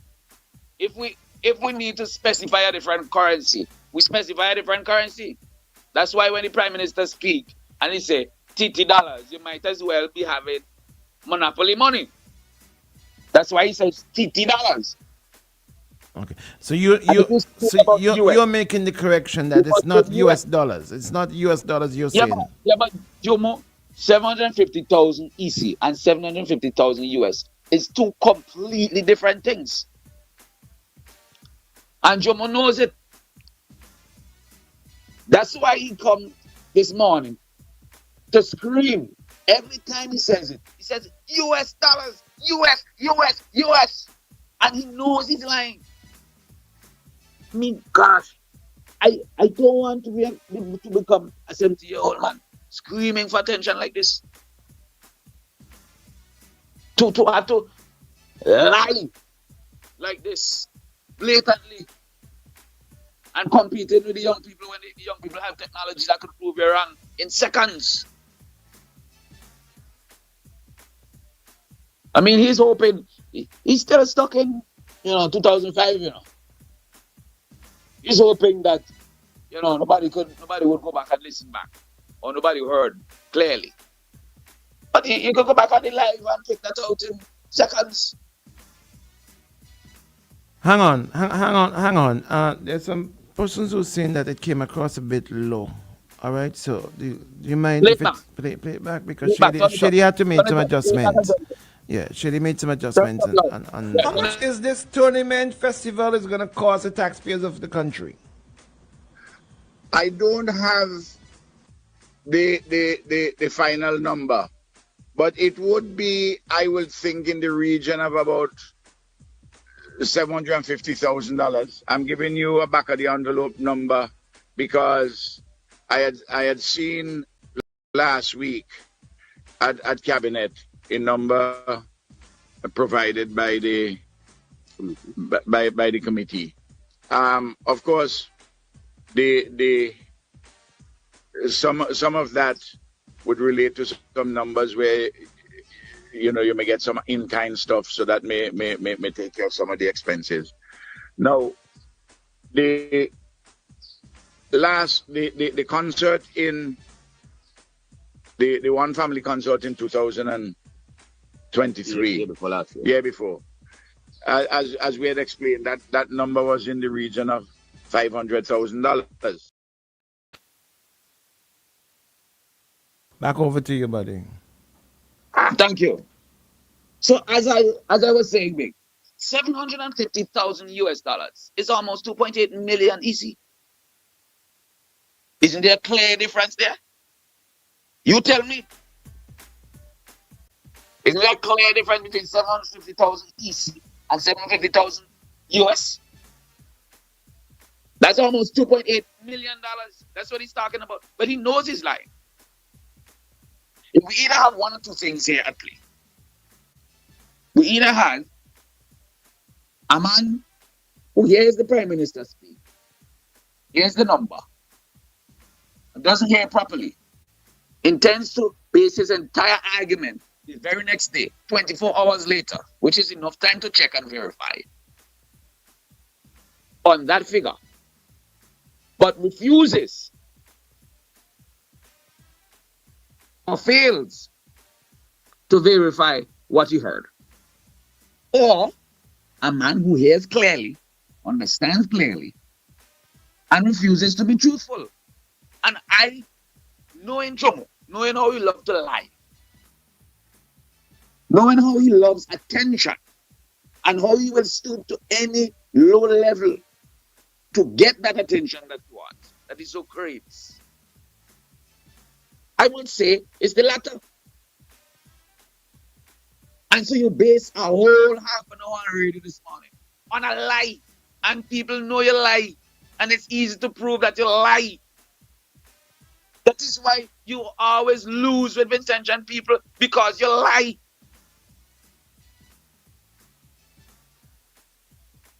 If you go anywhere across the region,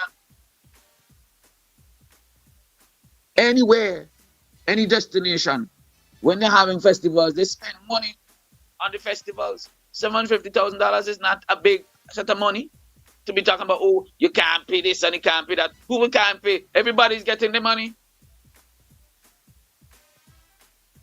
Huh? Even in the depths of the pandemic, at no point did our public servants, teachers, police, all of them, go to the bank at the end of the month and the money not there. Even when suffering Europe, when burial come. So what are you talking about? So we can't hold festivals?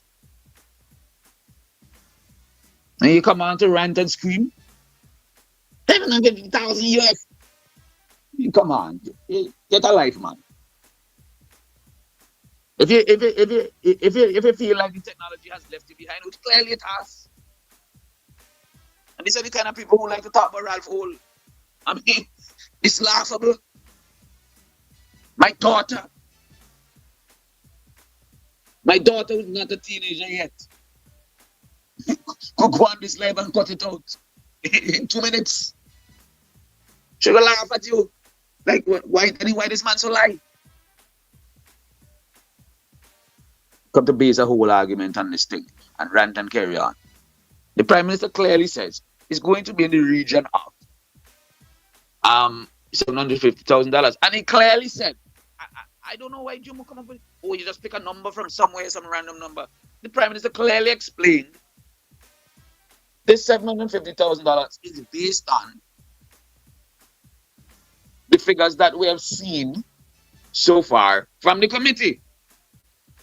Of course, he's accounting for some miscellaneous things that, sometimes in the last minute, you might gotta pay for this or that. Sponsorship might take care of this or that, and so on. So at the end of the thing, you will get a final figure. So he gave you the ballpark figure. He gave you an estimation. What's wrong with that? And how does that become a number that is plucked out of obscurity? But you see, you're so desperate for attention. You will, for the rest of your life, you're going to pay for more and more time on radio to get attention. And you ain't going to get it. Because if you lie.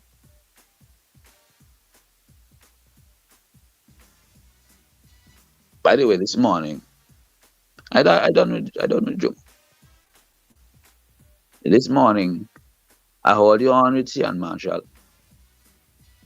Bing about this thing with the whitewash boss. Clearly. Don't call him on that. Clearly, it have a reason why you all are running from the whitewash boss's record of leadership. He's a poor leader. He's a terrible leader. That's why you all are running from this. Anytime anybody points to his record of leadership, nobody is speaking anything untruthful about his record. All you gotta do is talk the truth about his record, and all they get flustered. That tells me that there's a bee in your bonnet. And his terrible record is the bee.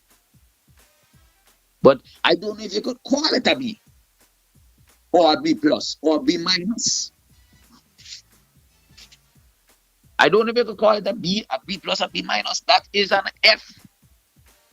As a matter of fact, that might get a U, ungraded. The fact of the matter is, St. Vincent and the Grenadines has people who have spoken about his record and his failure to turn around the fortunes of West Indies cricket. But really, it is St. Vincent and the Grenadines. It's the whole Caribbean and the whole of the cricketing world.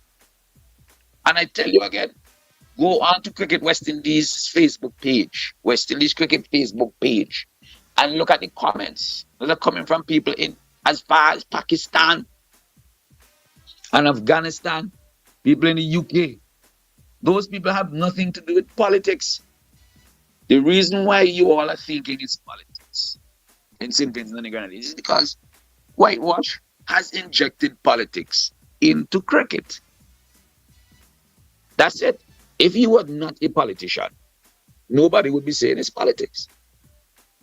And nobody outside of St. Vincent and the Grenadines is saying it's politics. So it's clear something is wrong with you all. But you think it's politics.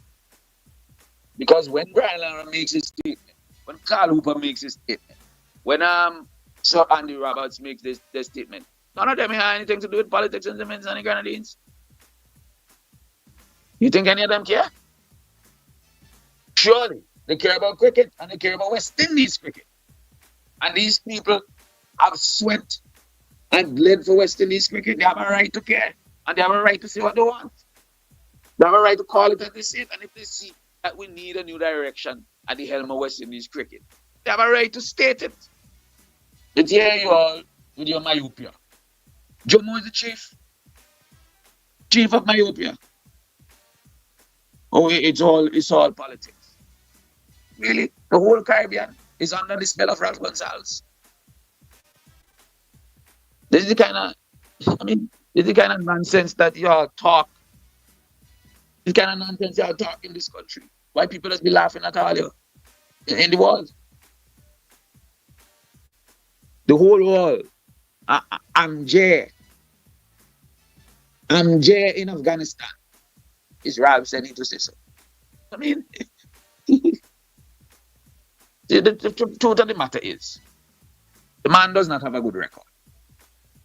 All we gotta do is talk about his record, and all they get flustered. Don't talk about his record. We are proud to run on our record. So why is Kishore shallow? Dr. Whitewash. Don't call the man. Not. Why is Kishore Whitewash shallow? Not proud of his record. And I could tell you, Bing, because you know, I got certain brethren who is very tapped in to what's going on in the inner circles of West Indies cricket and within the team in particular. We got the best T20 bowler in the world is our West Indies. And you can't tell me the last time he played for West Indies. They begged him like a dog last year. I could tell you factually, they begged him like a dog last year to play for them for the World Cup. And he blatantly refused. They don't want nothing to do with shallow them.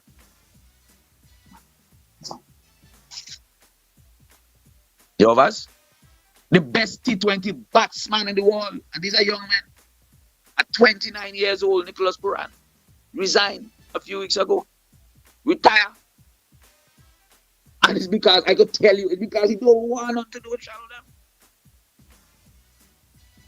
Gail left at what 45 years old. I mean, all things being equal, Puran had another 16 years. The man retired 16 years early to get away from shallow. And these are the best, not in siblings, not in Ghana, not in the Caribbean, in the world. Best talent. All of them leaving. All of them retiring. And I could tell you from my links, and I got good links. You know I got good links with the men them in the team. The man said play and talk. No, I don't know what to do with this guy. The guy terrible as a leader. Everybody knows it. That is why the rest of the region are calling for him to leave, because people know. So when you all are trying to say, oh, it's Ralph and Ralph. Ralph telling the whole region to say that? You people are delusional. The young people would say, all the Lulu.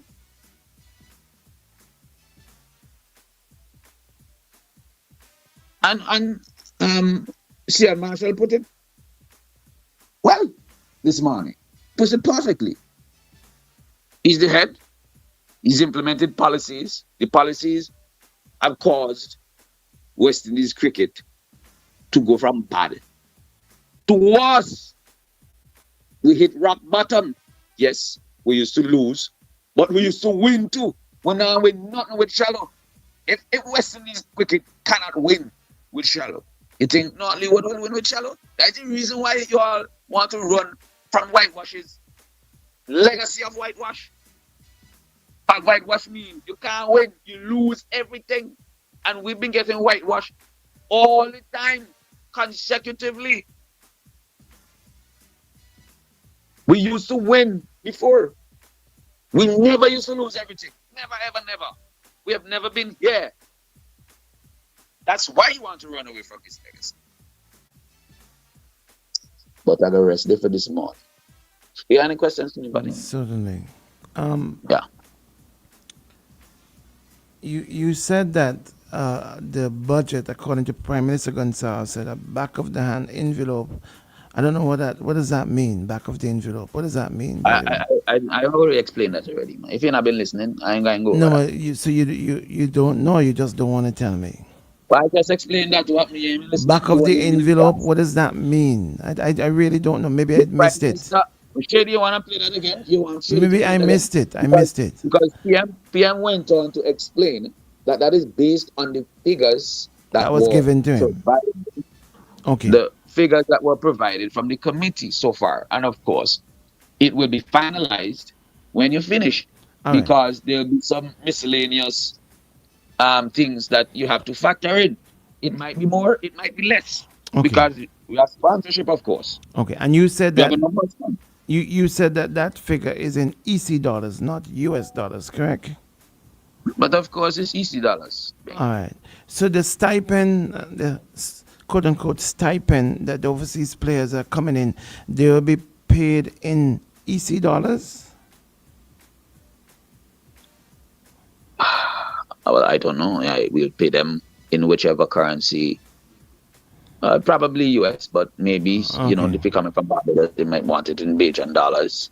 You know better. You know better. You know that they'll be paid in US dollars. You know they'll be paid in US dollars. But the value of Bing, don't let me not play stupid here. You must have some respect for your listeners. You know that they'll be paid in US dollars. The lowest common denominator, but you got sensible people listening to you, right? Okay. Even if you pay in US dollar. You have your comment, Shady laughing. Shady, don't laugh, please, because they ain't gonna get the pay to play. You ain't gonna get the pay to play money, yeah? Don't laugh.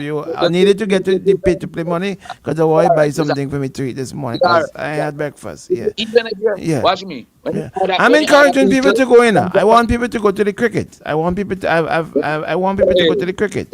All right. Will it be broadcast? Will the Emancipation Games be broadcast? Yes, sir.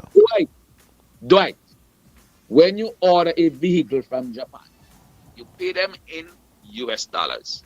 But when a vehicle come here, you calculate the price in EC. Okay. All right. Will the games be broadcast regionally? What do you mean regionally? We're going to stream it live. Stream it live, but yeah, I mean, if you put it live, It ain't regional. Live is everybody could access a live. Okay, See, no, when I when say you regional, like ESPN or that kind of thing, when you shoot Soca Monarch live, the world can view. Okay, so do you know if it will be on ESPN or that's what I meant? No, well, we're not paying anybody to carry it live. And nobody's interested in buying the rights for it. Yeah. No, well, we're not selling the rights. Okay, is it you not selling or no one is as expressed any interest in buying the rights for it? No. If we're selling rights, that will take us into a different type of Yes, a different type of event. So we can't do that. Do not. So Okay. that's not. All right. How's But the other people may carry it live. They might relay the feed, but we're not gonna be paying anybody to do that or anything. You understand? I saw a message came in for Kong, so I'm gonna try and find responding to what you said. When I find it, I would read it out. How have ticket sales been going so far? That's not his message, but I'm looking for it. Going very well, man. Going very well. Do you think you'll have all stands? You'll have a relatively sold out event? I think it's gonna be very, very well attended. I was in Sandy Bay yesterday, in Orange Hill, sorry. We were doing a handing over of some more homes yesterday. And I remember Monday morning I had to point out to you that, when we talk about the housing revolution, which we implemented so many years ago, 20 years ago, we gave away all these homes, and out all these homes.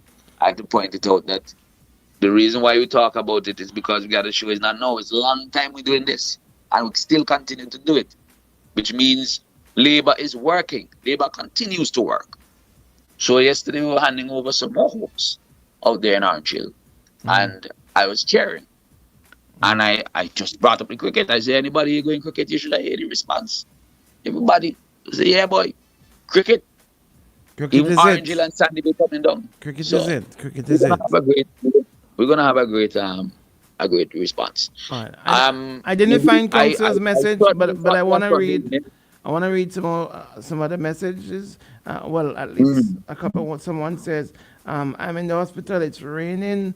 Water is coming in, and we're spending those kind of monies. Mold infestation is growing. Can we find out what are we doing for the patients at the Milton Cater Memorial Hospital?" I'm just reading. Next. In the meantime, they should wait. Spending plenty more money. We're spending plenty more money to build a new hospital at Banasfield. I know that. But in the meantime, can something temporary be done? Can we do something temporarily? We continuously spend millions of dollars on upgrading that facility. At the Milton Cater Memorial Hospital? Yes. And what needs to happen at Milton Cater Memorial Hospital needs to happen without patients in it. So what do we do in the meantime? You have to take out the patients in order to fix, because it was improperly constructed in the first place, right? So what do we do in the meantime? Right. And the Royal St. Vincent and the Grenadines Police Force headquarters, what needs to be done to it needs to be done without the officers in it? Yes. So no work can go on. We can't fix the windows without the officers in it. We have also spent millions of dollars on that facility as well, as you know. Really? The whole of the inside. Remember the outside face of it, which is what you're talking about. But the whole of the inside is we rebuilt all of that. You forget? Where CID headquarters is, where traffic is, where the complaints department is. That's a whole new building, which we built. Okay. All right. Mason.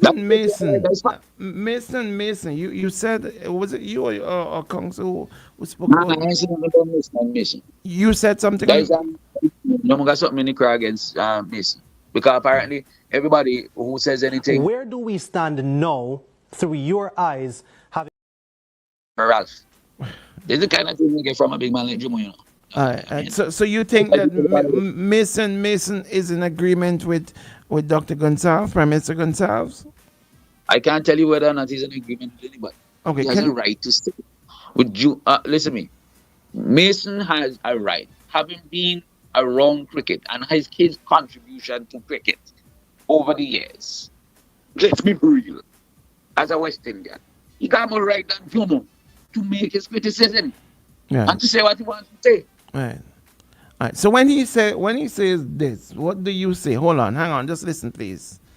Listen. I want you to hear this, please. Where do we stand now, through your eyes, having watched and commentated on and reported on so much West Indies cricket? Well, you know, you talk about the West Indies in the last 10 years or so declining, but the decline actually started a long. I guess I'll catch you tomorrow morning. Where can people get their tickets for the games at Andersville? Hello?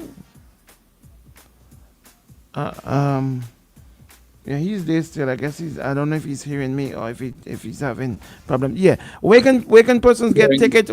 Yeah, I'm hearing you now. Where can persons get tickets for the game this weekend?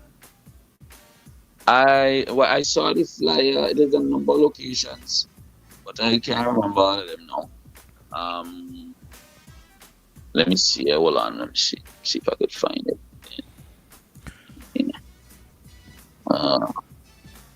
It's gonna take me a while to find it. All right. But tickets are available the usual places. CDC, SVG Tourism Authority, VJs, Gonzales Liquors, Love You, The Cell, that's at the Joshua Center, Marty's Sports Bar, that's down Pembroke, Beachfront Restaurant and Bar, that's in Chateau, Johnny's Barber Shop in Georgetown, and at the Beckway Tourism Office. All right. Yeah. Yesterday, yesterday when I had my little chat with Prime Minister Gonzales on the radio. But it sponsors all of this. So let me just remind you: the NLA, St. Tourism, Finlec, Port, and Sandals. So government except for Sandals, basically. All except for Sandals. Government. I give you sponsors. Yeah. All right. If you want, you can sponsor it too. Whom can sponsor it too? Yesterday, when I had my little chat with Prime Minister Gonzales on the radio, he said he kept referring to the Minister of Culture, right? He said more information and other information I get from the minister. And I found it odd that the Minister of Sports, he didn't mention the Minister of Sports at all. Is it because the Minister of Culture is the one who stated will be running against, or the President of Cricket West Indies will be running against the Minister of Culture, and therefore you're trying to uplift him and build him up because he, his status, you're trying to bring him up to the level of Cricket West Indies President?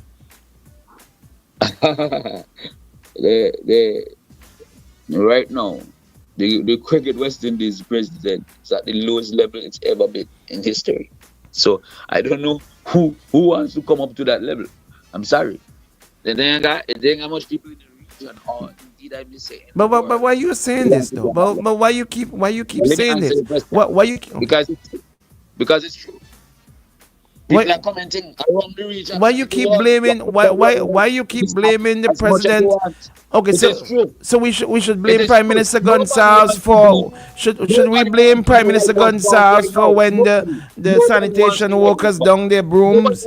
Should we blame Prime Minister Gonzales for the condition of the roads then? Yes or no? Should we blame Prime Minister Gonzales for the condition of the roads? Should we blame Prime Minister Gonzales for the condition of health care in SVG?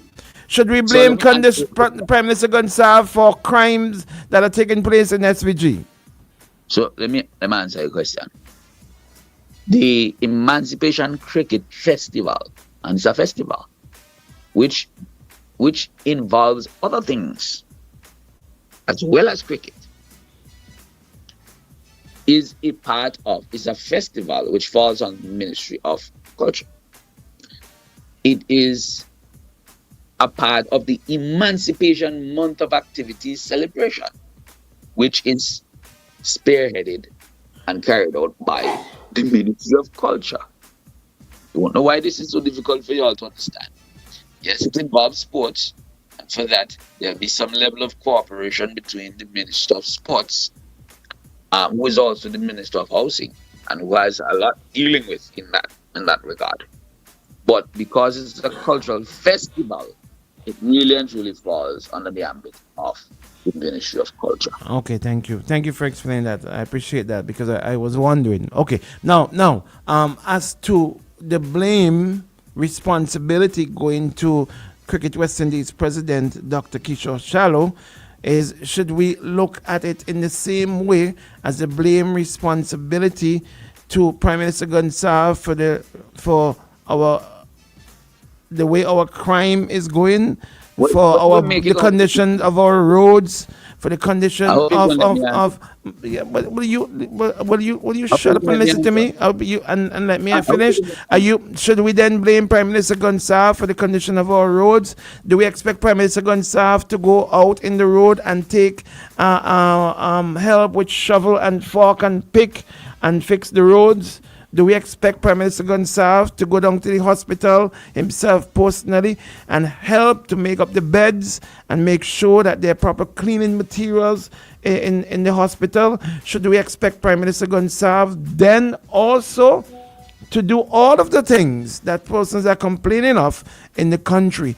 Should we expect Prime Minister Gonsalves to come out and take responsibility for what's happened for the teachers and the vaccine mandates and the teachers not being allowed to take back their jobs and with their full why are you laughing? Why you laughing? You don't want me to, you're trying to throw me off. You don't want me to continue to ask. You see, anyway, you go on. They have all been invited back to pick up the jobs. You should talk to Jomo when he call and ask him to encourage them to go back. But he want them to go back. Remind me of that tomorrow morning to ask council. Give me some time. Quickly, please. Yes. Hurry me up now. Okay. When we're making our decision, when the nation makes its decision, it is fully within the nation's interest to take all of that into account and to look at the broad picture and decide whether it is worth having a few bad roads here or there so that all of our children can have another. So that we can, whether it is worth taking a little extra inconvenience at Milton Keita Memorial Hospital for a little while longer. While we do an acute care hospital at Honestdale, and we decide whether it is worth it. We went through a little pain so that we could build an international airport, and we can now have an exploding tourism sector where we are seeing in the hospitality industry, people are making more and more money than ever before. You're seeing the L vehicles on the road, the vehicles with L on it, duty free. Brand new vehicles, which the taxi men are now being able to afford because of Ralph Gonsalves to drive on the same roads.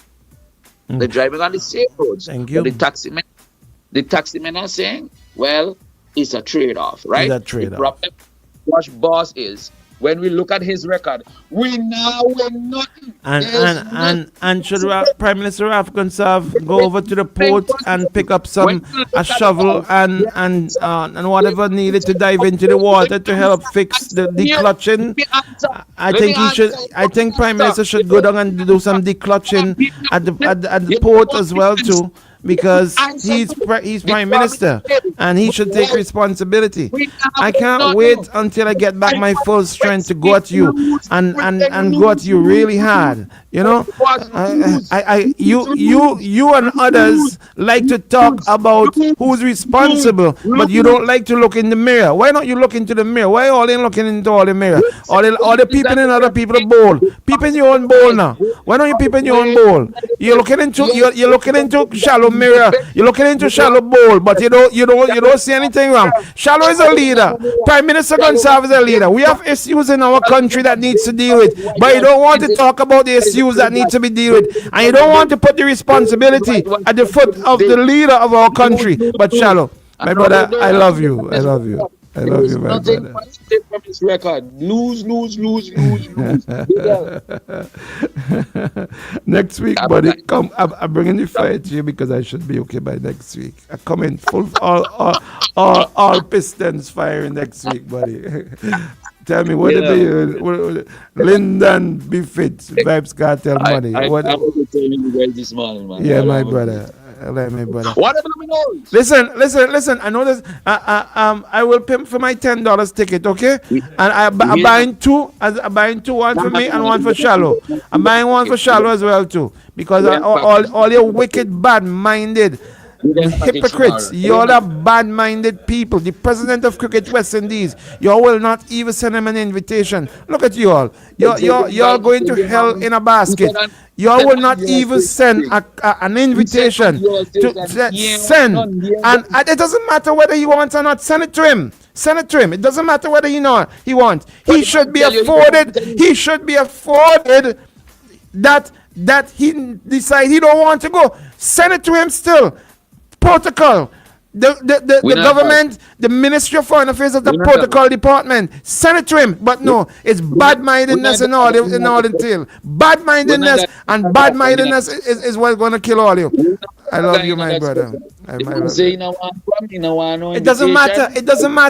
There's a protocol department. Let him decide it. But send it to him still. Let it be said that we sent him an official invitation and he did not come. Huh? We are true to this. But no, it's politics. It's all politics. It has nothing to do with it. It's all politics. It's trying to get Carlos. Anyway, see if you could organize Carlos for me, please. Now I called him yesterday. Carlos James. Wani. I called you yesterday. I sent you a WhatsApp message. I messaged you. You didn't respond. I'm gonna call Problem Child and tell him you ain't taking my call. Carlos James, you ain't taking my call. How come whitewash disappear? Bye-bye. I'm gone. I don't know who names are. Bye-bye. Until tomorrow morning. I don't know who names are. I don't know who names are. I don't know who name that. Bye-bye. You take care. Bye-bye. I don't know who names are. Hold on. I have a drop the plane. Wait. Yeah. Shady, I have a drop. I want to play in the tail, I want, before, as we go to the top, I'll drop. I want to play in the tail. Hold on. No. Keep that going. Let me find the drop.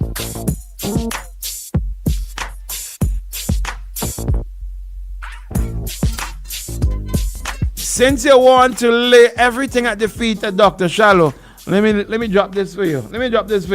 The voices of accountability. This beacon encourages every Bajan to speak up and take responsibility when they see something going wrong in this country, in their community, in their houses, in their jobs. It embodies the idea that accountability isn't just for leaders, but for every citizen. Tanya Stevens reminds us of corruption in high and low places, only to remind us that because we have a colonial mentality, we see only the oppression that is above us and not the oppression that is among us. Creating a culture of silence in the face of patent wrongdoing is not just acceptable, it is dangerous and it is destructive. And speaking up respectfully and, more importantly, speaking truth becomes a civic duty of every citizen of this country and everyone who chooses to want to live among us, even though not a citizen. This applies, my friends, to whether we're talking about what happens in our home, our workplace, the church, the community, or even the block, especially the block. There is nothing to be gained through remaining silent when we know better. And to say it shoulda, it coulda, I didn't. Regret cannot be the platform to this country's stability, harmony, or prosperity.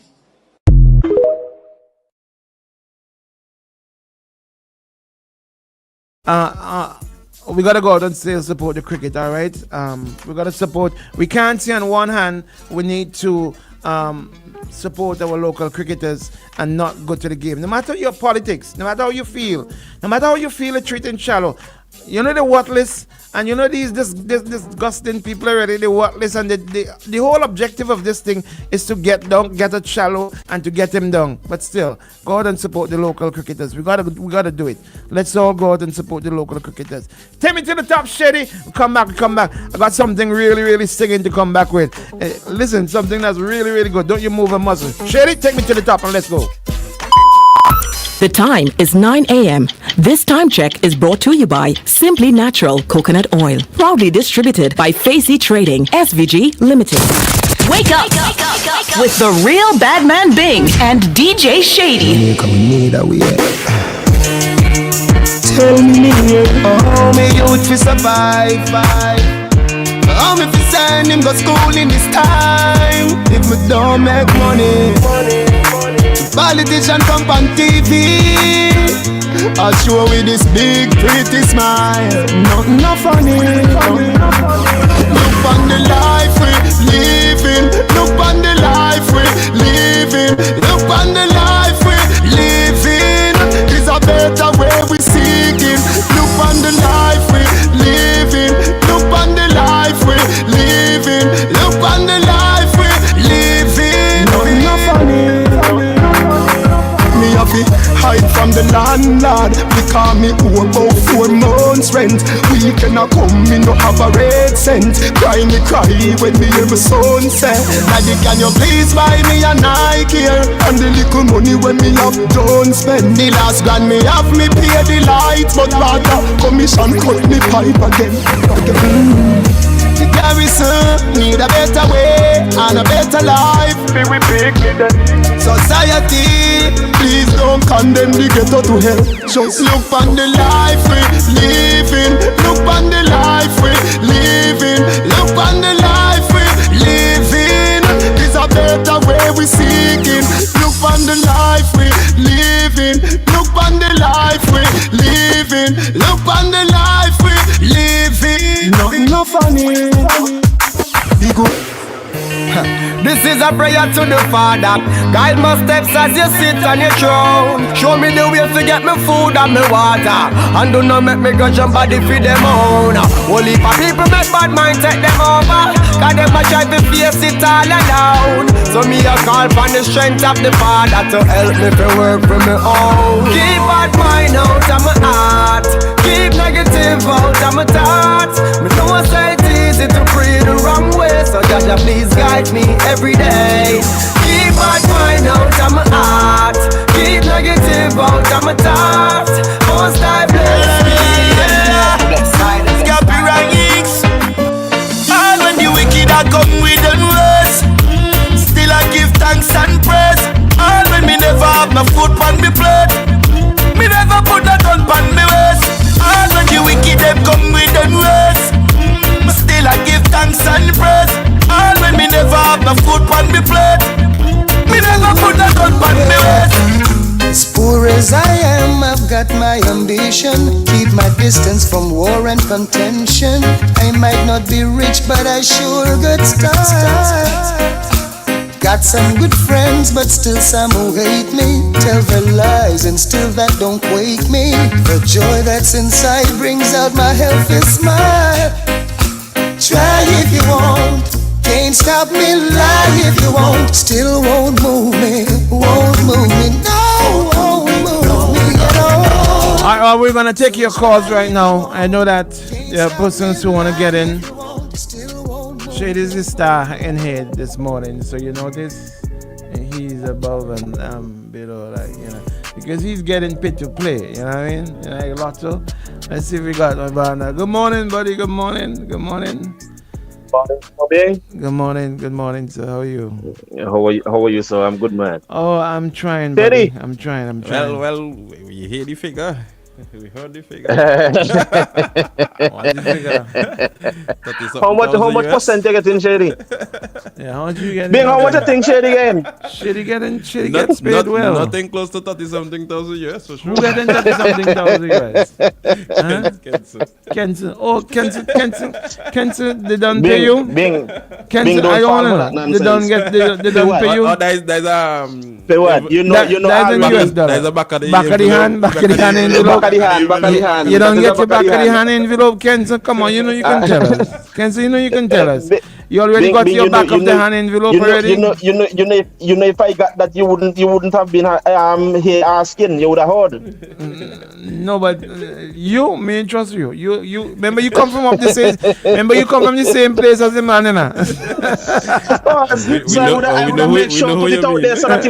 We know who you mean. Of course. We know who you mean. But remember, I would have put it out there for him to look good. Who you know? I would have said, well, yeah, come on, man. I would have said, imagine, look, the man pay me quick. No.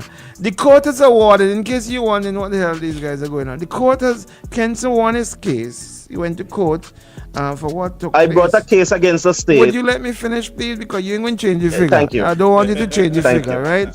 Kenson brought a case against the court. About against the state. Sorry, you know, I'm not firing. I'm really working on myself, yeah.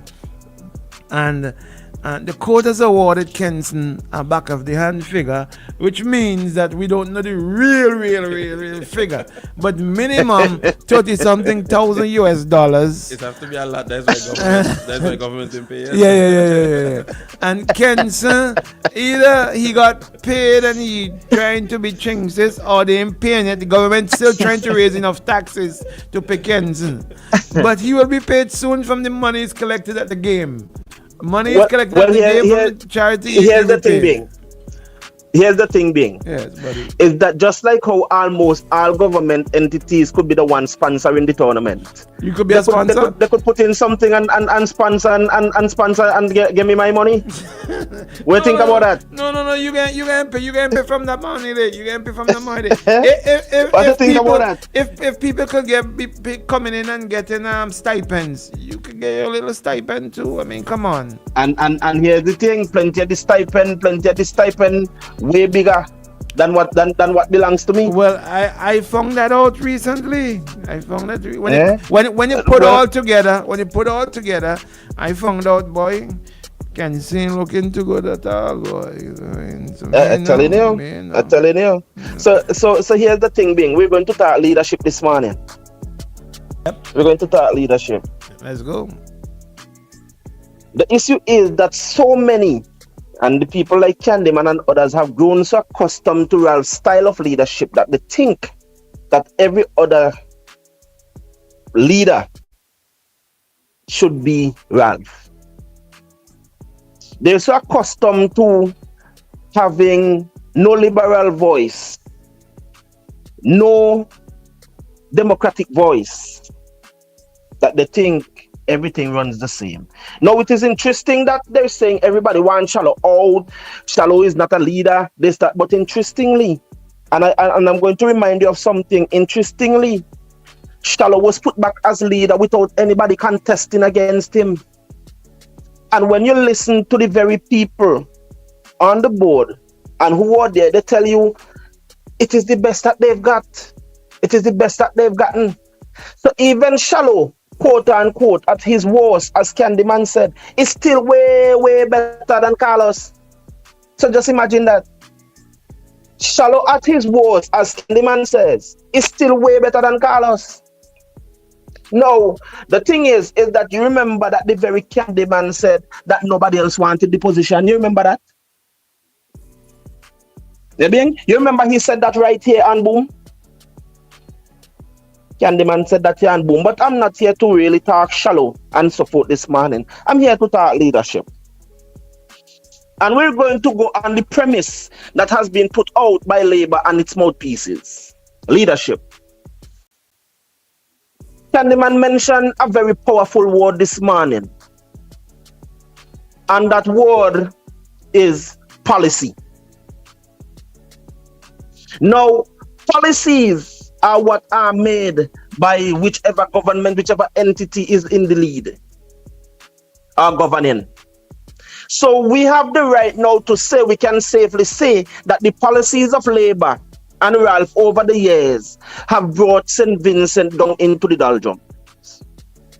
We now see where our economy stands in hundreds of millions of dollars of deficit. That's where our treasury is. I see the Prime Minister and NBC Radio.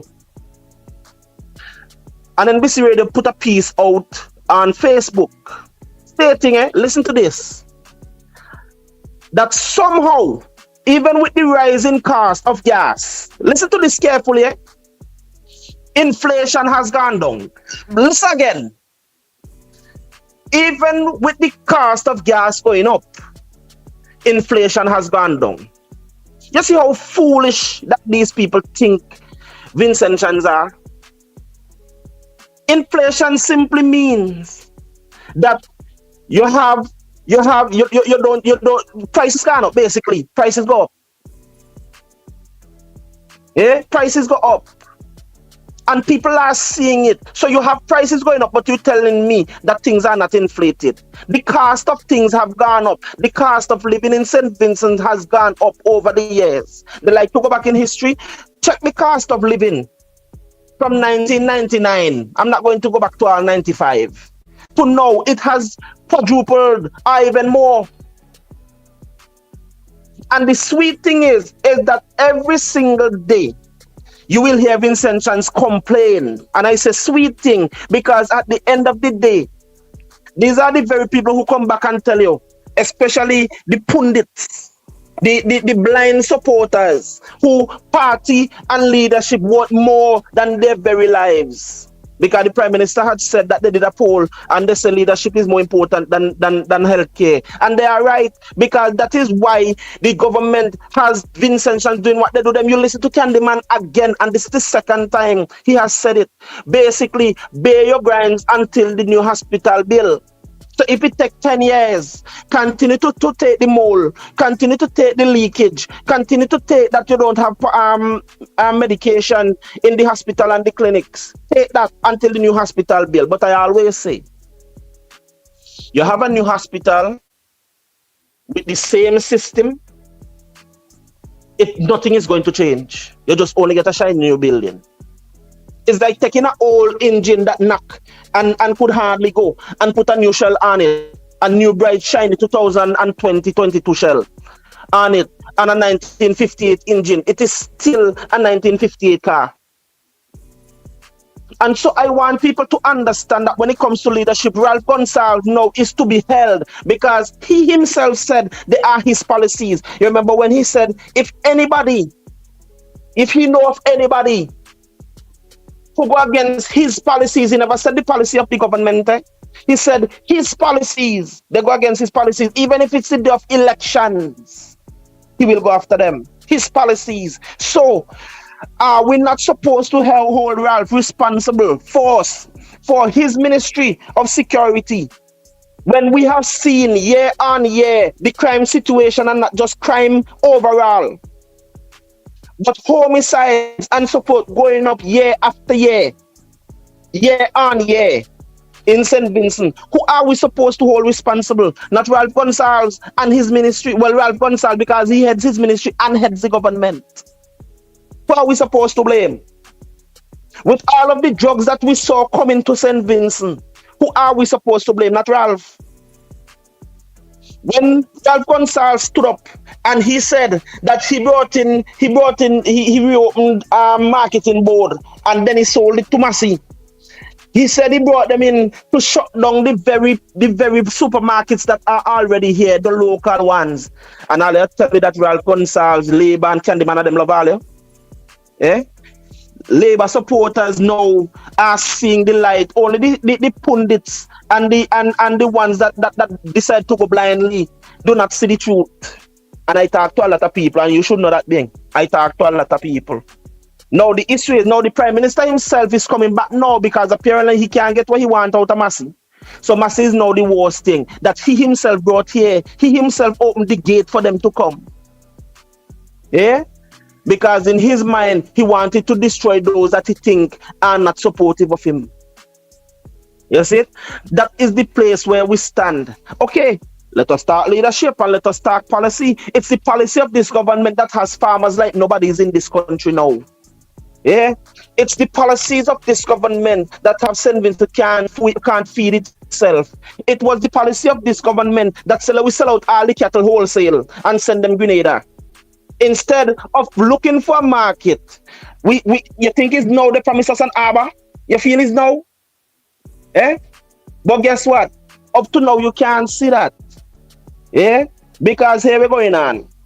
The policy was let we sell out all the cattle and sell them wholesale. Then the local butchers start to complain. They say we can't get cattle to kill. It's about to laugh about it. It's about to laugh after them. And then turn back now and want to say, oh, we don't have enough here. Who sold them out? And it's interesting and a thing, the way these people behave, because it was the same with last elections. Carlos was running and say, if you want better health care, vote he. Just imagine that if you want better health care, and that the same people that he's running for, who were in position for 15 years. Just imagine that. If you want better health care, vote he. So it's like, I come, mash up your house, and then tell you, you know what, if you want a better house, put me back to build it. The same destroyer, put me to build it. We have heard, again, Saboto Caesar come since 2011. The policy of this government was, oh, we're going to build an agro-processing plant. We're still looking for that. We have so much things going to waste here. We have industries that we could have brought alive here. We keep on hearing, oh, Mitchell closed down sugar factory. We were promised factories since 2005. This is 2025, 20 years later, we are still looking for the first block to be put down to build a factory. You remember that thing? We are still looking to hear what markets have been opened. Ralph went to this place the other day and say he signed diplomatic ties with them. You know, the first thing that I noticed, those people say, listen, we are looking for a bigger market, so more of our stuff are going to be going into St. Vincent. I'm still looking to hear the reciprocity of that, to hear Ralph say, well, we say that we are going to be sending more stuff to them. Our fishery sector, our agricultural sector, they have, and these are our most important sectors to gain money. These are our most important productive sectors being. The thing is at the end of the day, they have been put into the hand of foreigners. Vincent Chans don't own them. And you know, we sit down again, you know, and looking and listening to, remember Sandals had come out and say, they show that they're going to get the leeway to build the beaches down here. Well, look, Ralph confirm it. They confirm it, you know. The thing is, I'm going to ask Vincent Chans, because the other day, and I mentioned it before, the Jamaicans are saying to Sandals, we're not giving you no more our beaches because you are not working for us. Yeah, you are selfish. You are not working for us, and these are their own people saying, "Listen, there's a video. I'll try to see if I get it for you, Bing, where they are saying to them, you're not getting any more. You're getting enough, and we are going to fight you tooth and nail because you're not getting this." And we are sitting back here, looking at all our beaches being taken and given to these people. When the law says, because I can guarantee you, not a single Vincentian could take the time and walk over on Sandals property and go and tap the part of beach down at Bucament down there. None. Yeah? But our last states, that no beach is private. And all access to beaches must be kept open, and all beaches must be able to be accessed by our local people. But Vincent Chan said, what are we going to continue to give? Our very lives next? And these are the policies of the leader of the country. Because now, and Candyman said, oh, back, during COVID, we could say no teacher and thing could say they weren't paid. Yeah, because 500 of them were sent home, 500 plus of them were sent home. Candyman forget it's the very Prime Minister who had sat down and said, hey, I'm not sure we're going to be able to pay salaries in 2 months. And I can tell Candyman plainly that salaries are not coming from the treasury. It's money being borrowed monthly. Again, you don't have to quote me on this, you know. Go and listen to the budget. Listen to the budget. Go and read the estimates and see what happens. As a matter of fact, I was one who posted, who sent a letter, who put out a letter on social media where the Minister of Finance was saying to get who pay salaries. So let Candyman come here and all of the rest of them come and tell us about the policies of the government that has us now, our country in deficit, our country in debt right up to the eyeballs, where St. Vincent has one of the highest we call it again, where 90 something cents of every dollar goes to paying loans in St. Vincent, and still we have loans that we are not paying. Because the 2021-2022 audit show that we have loans that people didn't even know about paying. We go and borrow $93 million for what? For what? We don't know. Just to put a deeper, just to sink the hook deeper in the gills of Vincent Shan. That is all I know. To sink the hook deeper in the gills of Vincent Shan. You go, you borrow money, so you're building a hospital, you put it right back into the hand of the people that you borrow it from. And allowing them to treat Vincentians how they want to treat them like second-class citizens in St. Vincent. That's the policy of this government. That's the policy of Ralph Gonsalves. Treat Vincentians like nobodies. They hold them, let them be patriotic and talk about we now sell passport and hold on to the citizenship while you take their heritage. Listen, this is classic colonial behavior. As they said, they gave the Africans the Bible and tell them close the island, they pray and take all the land. That is what is happening now in St. Vincent, where we see more foreigners getting more rights in St. Vincent than Vincentians.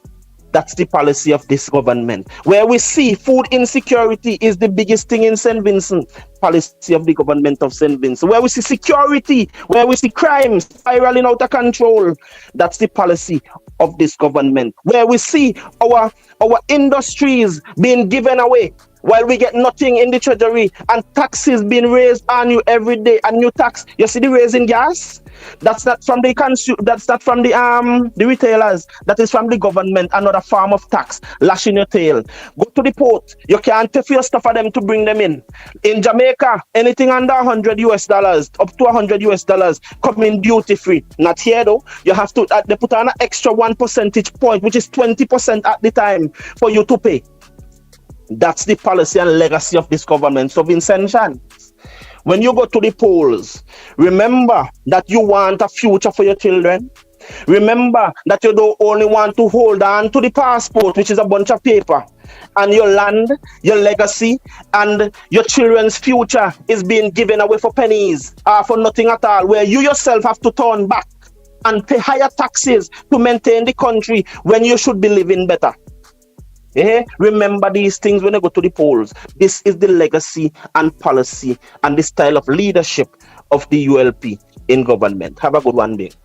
Thank you very much, my brother. 455-1069. That's the number to call if you want to get in. 455-1069, because we're having some problems with our fixed line. So you can call us on our WhatsApp line, 455-1069. I'm looking for something to play. You mentioned Sanders. I got something that I want to play with Gaston Brown, speaking about Sanders. And I've got it somewhere. I'm trying to find it. Yeah. Okay, I found it. Shady, could you upload this for me, please? Yeah. We got a call in the meantime. 455-1069 while we await. Good morning, caller. You're live. Hey, Ben. Good morning. Yo, I just want to say something about the cricket thing that Candyman was talking about this morning. Right? People got to realize that on this cricket thing, we just want people to know that Shallow was elected unopposed just this year. Two things I got from that. Either the original body of West Indies cricket had confidence in Shallow, or West Indies cricket has become such a hot potato that no one want to touch it. Those are the two things I got from that. And I go on to say the same Carl Hooper, Wallace and Lau and those guys who are big failures for West Indies cricket. If Shallow is to be blamed for the crushing that they got in South Africa in '98 when they lost all 5 test matches and 5 one-days, Shallow is supposed to be responsible for the 2000 crushing that they got in England when they were bowled out twice under 100, 61 and 47, and when they lost a test match in 2 days. I think that's still a record. 2 days they lost a test match. Shallow was nowhere wrong. So I don't know why Candyman will come on and talk all this kind of thing. You forget that West Indies didn't win a test match in Australia for 27 years and in Pakistan for 35 years. These are things that people have to remember when they start talking about Shallow and his leadership. We talk about Poor and Lauren not playing for West Indies. You have other international players like Klassen from South Africa, Amir from Pakistan, Trent Bolt from New Zealand. All those guys resigned from international cricket. Those are young players also top of their game. You know, you talk about Narayan and the guy don't want to play for West Indies cricket. The sole reason Narayan is not playing international cricket is because every time he plays international cricket, he got called for throwing. And he don't want to risk that with the money that he's making in other places. Those are the sole reasons. So when Candyman talking all this kind of rubbish, people have to understand and realize these things. That's my take there, Ben. Thank you very much, my brother. Thank you very much. 4551069. I wonder if these guys realize that what they're actually doing is that they're bringing Shallow to national prominence. You know, this constant attack and barrage on Shallow. I just don't get it. Max, good morning to you. Good morning to you, Max. Morning. Since we talking about sports, have anybody addressed the deplorable conditions of the hard courts not the hosting Windward Island games in St. Vincent? I had some friends from other islands send me some pictures. They say, Max, this is where all the high in St. Vincent. Laughing after me can't even say nothing. Oh, me shame, bing. We know these Windward Island games have been going on for years before me born. And these are the conditions of the hard court. You see the main hard court, the main basketball court down Annisville? Oh, you see that look like burial pass yesterday. But yet all of a sudden now we have an emancipation, and that is this festival is an embarrassment to the word emancipation. But then again, we allow Portuguese to come and dictate our narrative.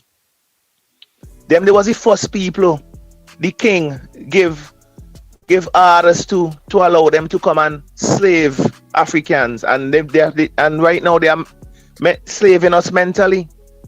This is anything but emancipation, and I just like Jomo, I hope it flop. And I'm saying that without apology.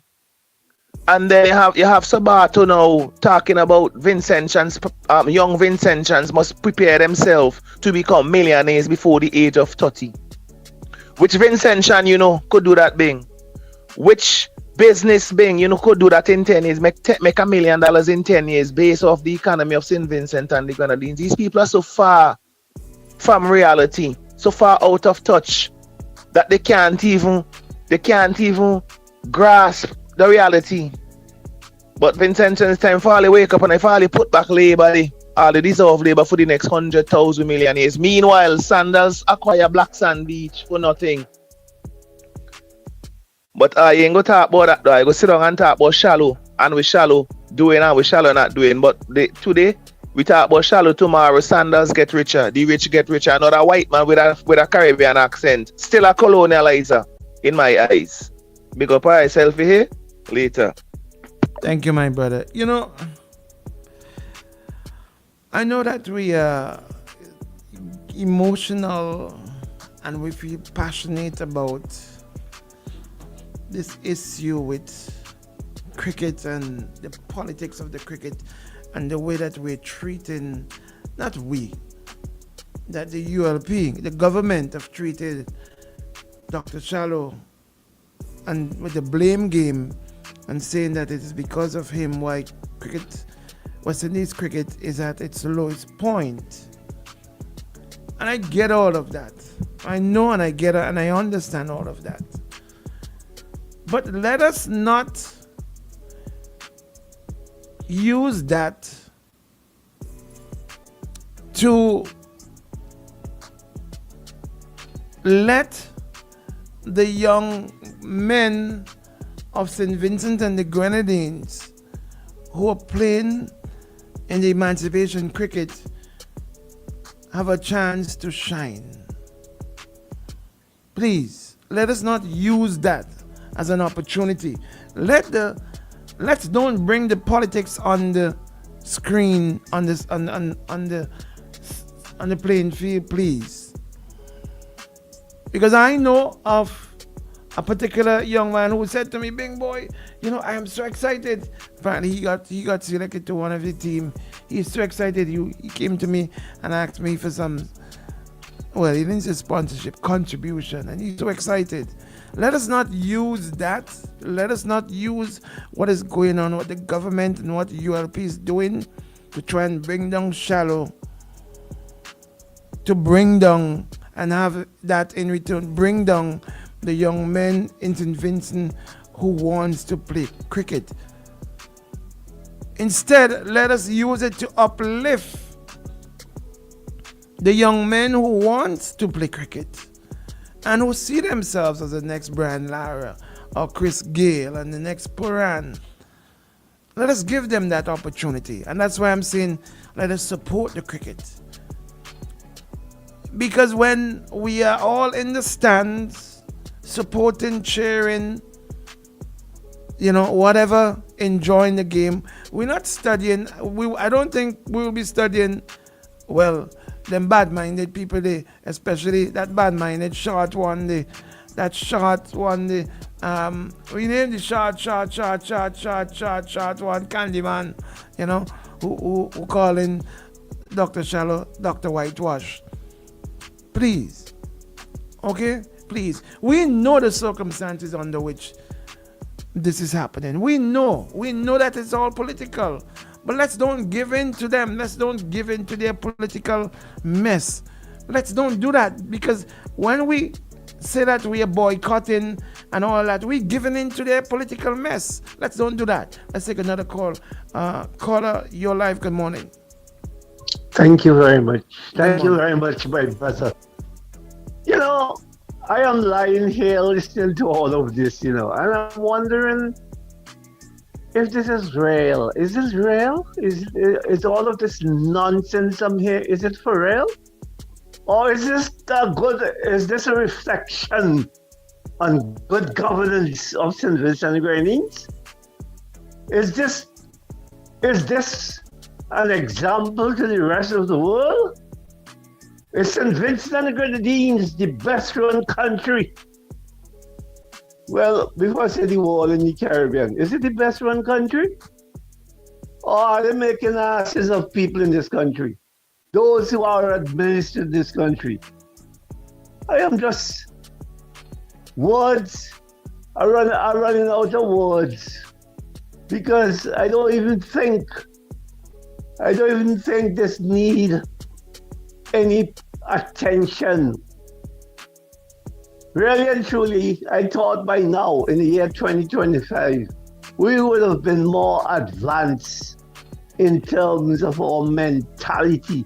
But to know that some crooks and vagabonds, in high places can have this impact in 2025, well, I hope not.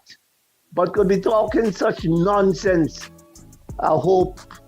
Call election, please, and let me see what the results will be. Please call elections. Thank you, Dave. It's time we end this kind of totishness. Thank you. All right, thank you very much, Dave. Thank you very much. We ready with that? In the meantime, I sent Shady a clip to play. In the meantime, yesterday, this surfaced on social media, and I know a lot of people in St. Vincent who come into Kingston daily are excited about this. Let's listen to this from the head of the traffic department. No business or businesses in St. Vincent and the Grenadines own any parking on the government road. If there is an area designated for you to offload and unload goods and for the customer to come to pick up or to drop off goods to your business, that is as much as it goes. All the other parking is first come, first serve. So I am seeing that businesses are putting out stool, they're putting out all sorts of things to hold parking for their bosses and so on. If a normal citizen wants to have a parking and there's a stool in an area, move the stool and park your vehicle. Vehicle. You see, that's the next that's the next commissioner of police from here. That's a real bad man. How many commissioners of police we've had for all these years? We've not heard that. We are bringing more and more vehicles into the country. Every single living month, or every 2 months. More and more. Look at the numbers now. It's no longer P, it's PA, PQ, PG, all sort of things we got now. But still, there are people who are hugging the parking spaces in Kingston. Hugging it. They don't have permission for it. They didn't buy it. They didn't buy that as part of their business. They didn't buy that landmark. That property do not belong to them. But yet there are people who are hugging it and saying, listen, you can't park there. And if you dare go out and see you moving your cone, 20 of them running out after you and telling you, don't touch the cone. You can't park there. He's a real, you see this guy here? He's a real bad man. Let's get to the call. Caller, good morning, your life. Are they puncture your tire? Are they puncture your tire? Are they puncture your tire? But the sad part about that, Bing, the sad part about that is that you park. Yesterday I parked along where the old income tax building used to be. 3 cars were there. The people in the parking lot right next door putting out these cones and blocking you from parking there. You're not obstructing them from going into their car park, you know. You park by the side. The policeman come in the car, make her alone and leave the other 2 cars. Wait, I was gonna say that when you finish. So we're really going on here. We're here is really no sign on the ground. They saying no parking. The income tax building is long gone. So I park by the side there to run over to the pharmacy to get some medication for my mom. When I come back, clamp on my car. Eh? So that's something we need to look at. I've been saying for the longest while, you have workers coming into Kingston, parking the vehicle for a whole day for free. Put parking meters if you want to do something. I don't have a problem. I have no problem paying for 30 minutes of parking if I have to run around and do a little business. But some people park up the whole day. I coach football at grammar school playing field, and in evening time is a struggle for me to get down to the playing field because all this side, everybody park up there. And when they're gone. When you park now you on the field when you're training, they come in to tell you move your vehicle, let them pass because 4:30 they don't work. That can't be fair. It's unreasonable. It's unconscionable. Yes, have a good morning. Thank you very much. It's unconscionable. And the police are not, they're not not part of this problem, you know. Because I know of persons who would have parked their vehicles, and I hope under this new head of the traffic department, he also deals with this, who would have parked their vehicles in an area where these cones, these what we call them, chairs or wood or whatever, say no parking in front of business places. And you know what they do? The business places call the police department, the traffic department, and the traffic department will come and they will clamp your vehicle because you park in front of a business place. Now, as far as I know, it is like the sea. You can't buy the sea unless you have a special. You can't. These areas that you see marked off in yellow are for loading and offloading, not for someone, the owner of the business, to go and park the vehicle there all day. And this is what, I think it's James is his name, the new head of the traffic department is saying. And I'm in 100%, and I hope this is police, and this thing about, should he get out the room? I hope this thing about people calling the police, the business owners calling the police because they park there. The police call them, go to them and give them a ticket. Caller, good morning. Good morning, baddest man in the land. Good morning, sir. Good morning.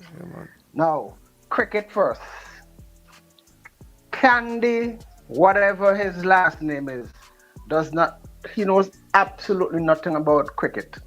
In 1986, West Indies went to Pakistan, and we were bowled out for 53. Repeat, 53, and this was the team that played: Gordon Greenwich, Desmond Haynes, Viv Richards, Richie Richardson, Larry Gould, Jeff Dujon, Roger Harper, Malcolm Marshall, Patrick Patterson, and Courtney Walsh. 53. Repeat. You see, I noticed that all of a sudden, all kind of neophytes are talking about cricket. They have never listened to a cricket test match. Recently with T20, which is GOAT cricket.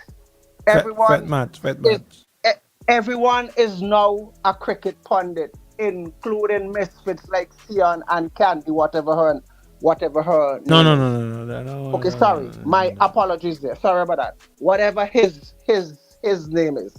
Now, with the great Brian Lara and Chris Gale in our squad, along with Carl Hooper, we were bowled out for 47 and 51. Repeat, 47 and 51 in 2 days.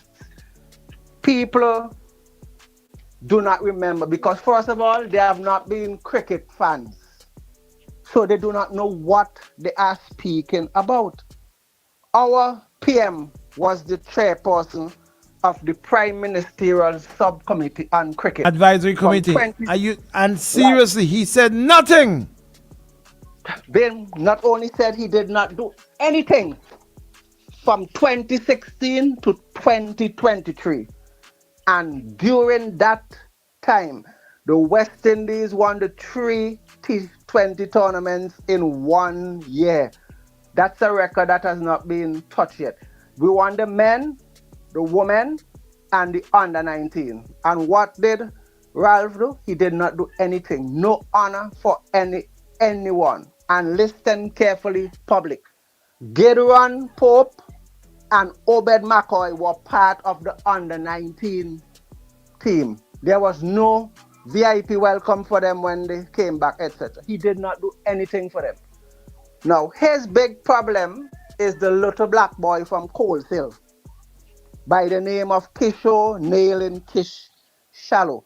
So this little black boy is giving Ralph not only nightmares, but demares also. He is giving him nightmares and demares. All of a sudden, Kishore is the worst thing. And he is the person who went out of his way when Kish was contesting to be president of CWI for the first time. He had his full support. But Kish all of a sudden became his problem because he has used his God-given right to choose whom he decided to put his political allegiance with. That is your right, not only constitutional, that is your God-given right to choose what you decide to do. Kish does not go out there and hold the West Indian batters or hand, as they call them. He is not the problem because we have been having this problem for ages. The last time we were successful was in 1994. From since that time, it has been a downward spiral. He is not to blame. Look, recently in Australia, we won a test in Australia for the first time in 30 years. And Kish was the president. We went to Pakistan. We drew the series 1-1. We did not do that in ages. So if you have to look at him, he has been a success because we did something with Australia. Australia played a 3-test series against us, and it's the first time ever an Australian failed to make a century. So if you cannot condemn him if the batters fail, but Wani will soon be out of here. Have a great day. Thank you very much. Oh, Thank you very and much. by the way, the figure that the gentleman quoted to you, 3/4 of a million. You have to double that, so it is 1.5 million US. That is the real figure. You mean the Prime Minister? Yes, Yesterday because morning? he has said it. He said it. If you look in the answer, that he lies at times. If you look in the Caller, thank you very much. Have a blessed You day. certainly know your cricket. You're certainly on top of the ball with your cricket. Thank you very much for calling. Listen, while we wait, Dr. Richards, listen, I want to play back this thing because this is something that affects almost everyone. If you don't get into town before 8 o'clock in the morning, you have this problem. And you don't dare go and move the no parking board sign, which is put up by the businesses who owns the business in front of the area that buys their business. You don't dare. And what I don't get is that sometimes these business owners will call the police and tell the police, listen, somebody park in front of my business, and the police will come and they will clamp your vehicle. Now I wonder what is going to happen now that the new person who's in charge of traffic James. This is my next commissioner of police. I wonder what is going to happen that Officer James, I don't know if he's superintendent or whatever, I don't know, they came out and said this yesterday. I wonder what... No business or businesses in St. Vincent and the Grenadines own any parking on the government road. If there is an area designated for you to offload and unload goods and for the customer to come to pick up or to drop off goods to your business, that is as much as it goes. All the other parking is first come, first serve. So I am seeing that businesses are putting out stool, they're putting out all sorts of things to hold parking for their bosses and so on. If a normal citizen wants to have a parking and there's a stool in an area, move the stool and park your vehicle. Very much, and thank you, please. Thank you very much. Let's go straight to Dr. Richards. Let's play his drop and see if we get him in. Shady. Let's check in with the doc. Let's check in with the doc and look at things with a wider lens. Pastor Richards on OMG. We seeing him backstage. Let's bring him forward. Bring him right forward. Good morning to you, Doc. Good morning to you. Hey, good morning, Bing. Good morning. Good morning. Good morning. Good morning. Good morning. Good morning, all of the listeners, Vincentians, my fellow Vincentians, and wherever you are and whoever you are listening. I see that we are having a second day or maybe a third day of discussion on cricket. And as much as I want to avoid, give it more air, give the thing more oxygen, keep it on life support. The more we talk about it, the more we... Somebody told me yesterday, boy, you have expressed some real unpopular opinions. Yeah. I don't know. I don't know that I am wrong, but I'd like for somebody to prove that I am wrong. I asked some questions yesterday and I didn't get the answers. I thought that listening and all the talk this morning, I would get answers, but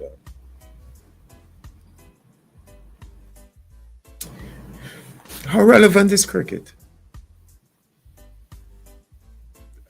How useful is cricket? Cricket probably has some value.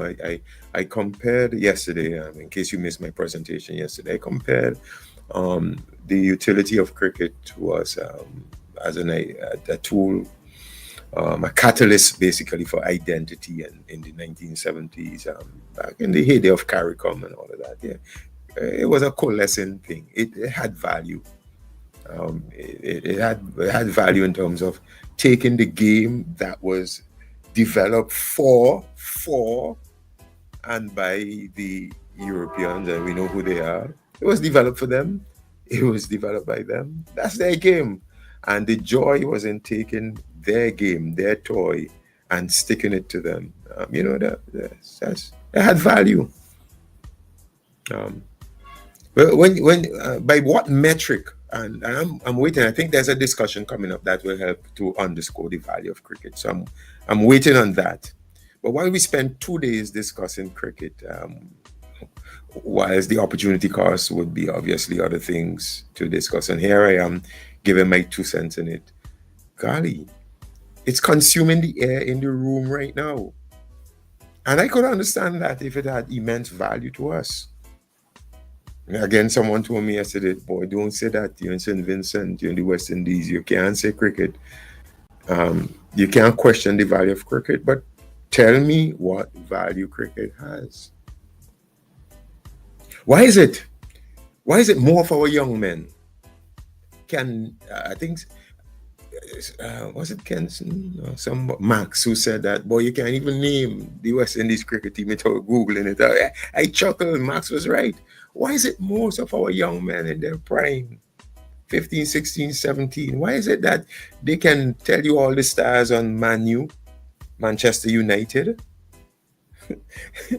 They can tell you guys whether it's the whichever league, a lot of leagues now, football leagues in the world, but they can tell you Liverpool. I know they're very familiar with the English Premier League, and a lot of teams playing there.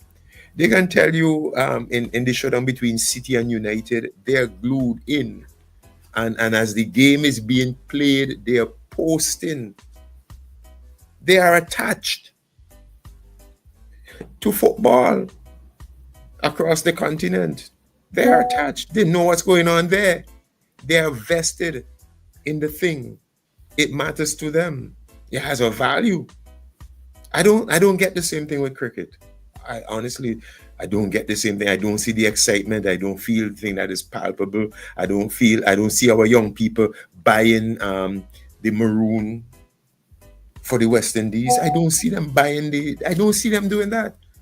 They would send overseas or buy online the Chelsea t-shirt. They download the Chelsea logo. They download the Liverpool logo and put that as their poster. Irrelevant.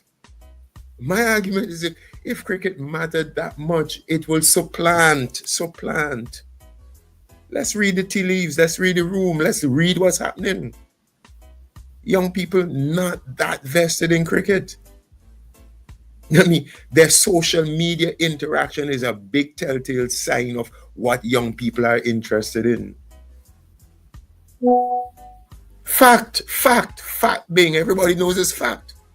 Scroll through right now, see what mention they have of cricket, and scroll through again and look at their post history and see what mention they have of football. But I don't think cricket is cutting it. I mentioned yesterday about the stands and whether it's Test cricket now, and even some of the one-day games, and they can't fill the stands. You cannot fill the stands. What value is the thing bringing? I don't know. I really don't want to talk too much on it. I used to, and by the way, I'm probably going to be considered neophyte because I would say yes, I am a neophyte. I don't know what's going on in the cricket, but the question that you have to ask is why? What turned this guy with a last name Richards, and I used to figure, boy, somehow I'm proud that guy named Viv Richards because somehow he has a good last name. Coconut bat, any kind of bat, growing up. Find a piece of board, the first thing you want to do is shape it in a bat. You pick off Miss Doris, all Miss Doris young breadfruit, all. But it is lime that could only last 3 balls. And sometimes when things, because we poor, sometimes when things, you can't get that, you burn plastic. Some of you out there listening to me know about that. You burn plastic and boy, that was a dangerous thing to do. And somehow you stir it and try to thing it into a ball. When I walk, you take a plastic bottle and you fill it with sand. You cricket die hard, you go to beach, any road, any park, anywhere. All and sundry, boy and girl playing cricket. Something turned us, man. Something turned us. We're not into it anymore. But we're trying to keep it alive. And I'm okay with that. I'm okay if you keeping it alive because it had a value. And I said back in the 50 years ago, it had value. Things are transient and changing. So the kind of value that it had 50 years ago, you don't expect it to have that because the times are different and the context is different. So you can't look for the same thing out of cricket. Well, it is now a commodity. It is not just merely a West Indian identity. Cricket is a commodity. You talked earlier this morning about the fact that it is registered. Cricket West Indies is registered now as a company. It's a product. It's a product that is being sold, marketed. It is now a product. And as a product, you ask yourself, what's the commodity value of this product? I think we're forcing it. I think if we leave cricket alone without all of the talk and with it and the trajectory that West Indies cricket is on right now, let's be fair, Anyone listening to me, you tell me if you feel like we are on an upward trajectory. I think most people listening to this commentary know what trajectory we're on. Leave the thing alone. And but if it has value, if it again, when the discussion comes up in a week or two or three, if it has value and given, again, when I say value, against the multiplicity of things that we are dealing with as a small island nation, and basically most of us in the Caribbean, SIDS, small island developing states, where does cricket fit into that paradigm? And how important it is. Insulated as we still are, despite our talk about a Caribbean community and Caribbean commonality, insulated as we still are, this thing, if this is worth keeping, yeah, by all means, but prove to me that it's worth keeping. I'll back out now and let people weigh in and show me where I'm wrong, because I just feel that cricket ain't where it. I don't know that it is validated any legitimacy that it should be way up the way we are putting it in our narratives, in our conversation and all of that. It is what it is, a game. And compared to other games, other sports right now are way more popular and have more young people with them and all of that. So please let cricket take its place, its natural place. Let's see what happens. All right, I'm done. Thank you very much, Dr. Richards. Catch you tomorrow morning, same time. I, however, disagree with something you said, though. I think cricket is here to stay in the West Indies, and it will be here to stay in the West Indies. Cricket is a natural component of us as a people. Maybe it's not getting down to the younger generation that are coming up who are into basketball and soccer, but I think it's part of the marketing of it. I think it's not marketed to that subsector of our population. When I say our, I mean the region. It's not marketed properly. There's no love. Where's the love? They're not batting on the beaches. Because it's not marketed. As I said, I think that cricket is not marketed properly to that subsector in the region, the way basketball and soccer are marketed and pushed, right? I think cricket is still seen as an old boys game. I'm serious. It is still. It is seen for what it is being. Yeah. But still, I do not think cricket is gonna. I think cricket is still gonna be part of who we are as a people. Cricket. You have this nostalgic, romanticized love of cricket. Yes, it is, and it's not gonna go away. However, cricket needs to get to the generation of people who needs it to get to, or else maybe you may be correct. Then don't foist it on people. Don't foist cricket on people. They don't want cricket. I don't agree with you, Dr. Richard. Let's find a way to market. That's like saying let's find a way to force feed cricket. That's like saying we don't need the University of the West Indies, because there are other universities out there that people can go to who offer more and better, and technology is better there and all that. I disagree with you strongly. I disagree with you strongly. You're comparing apples and oranges there, being. No.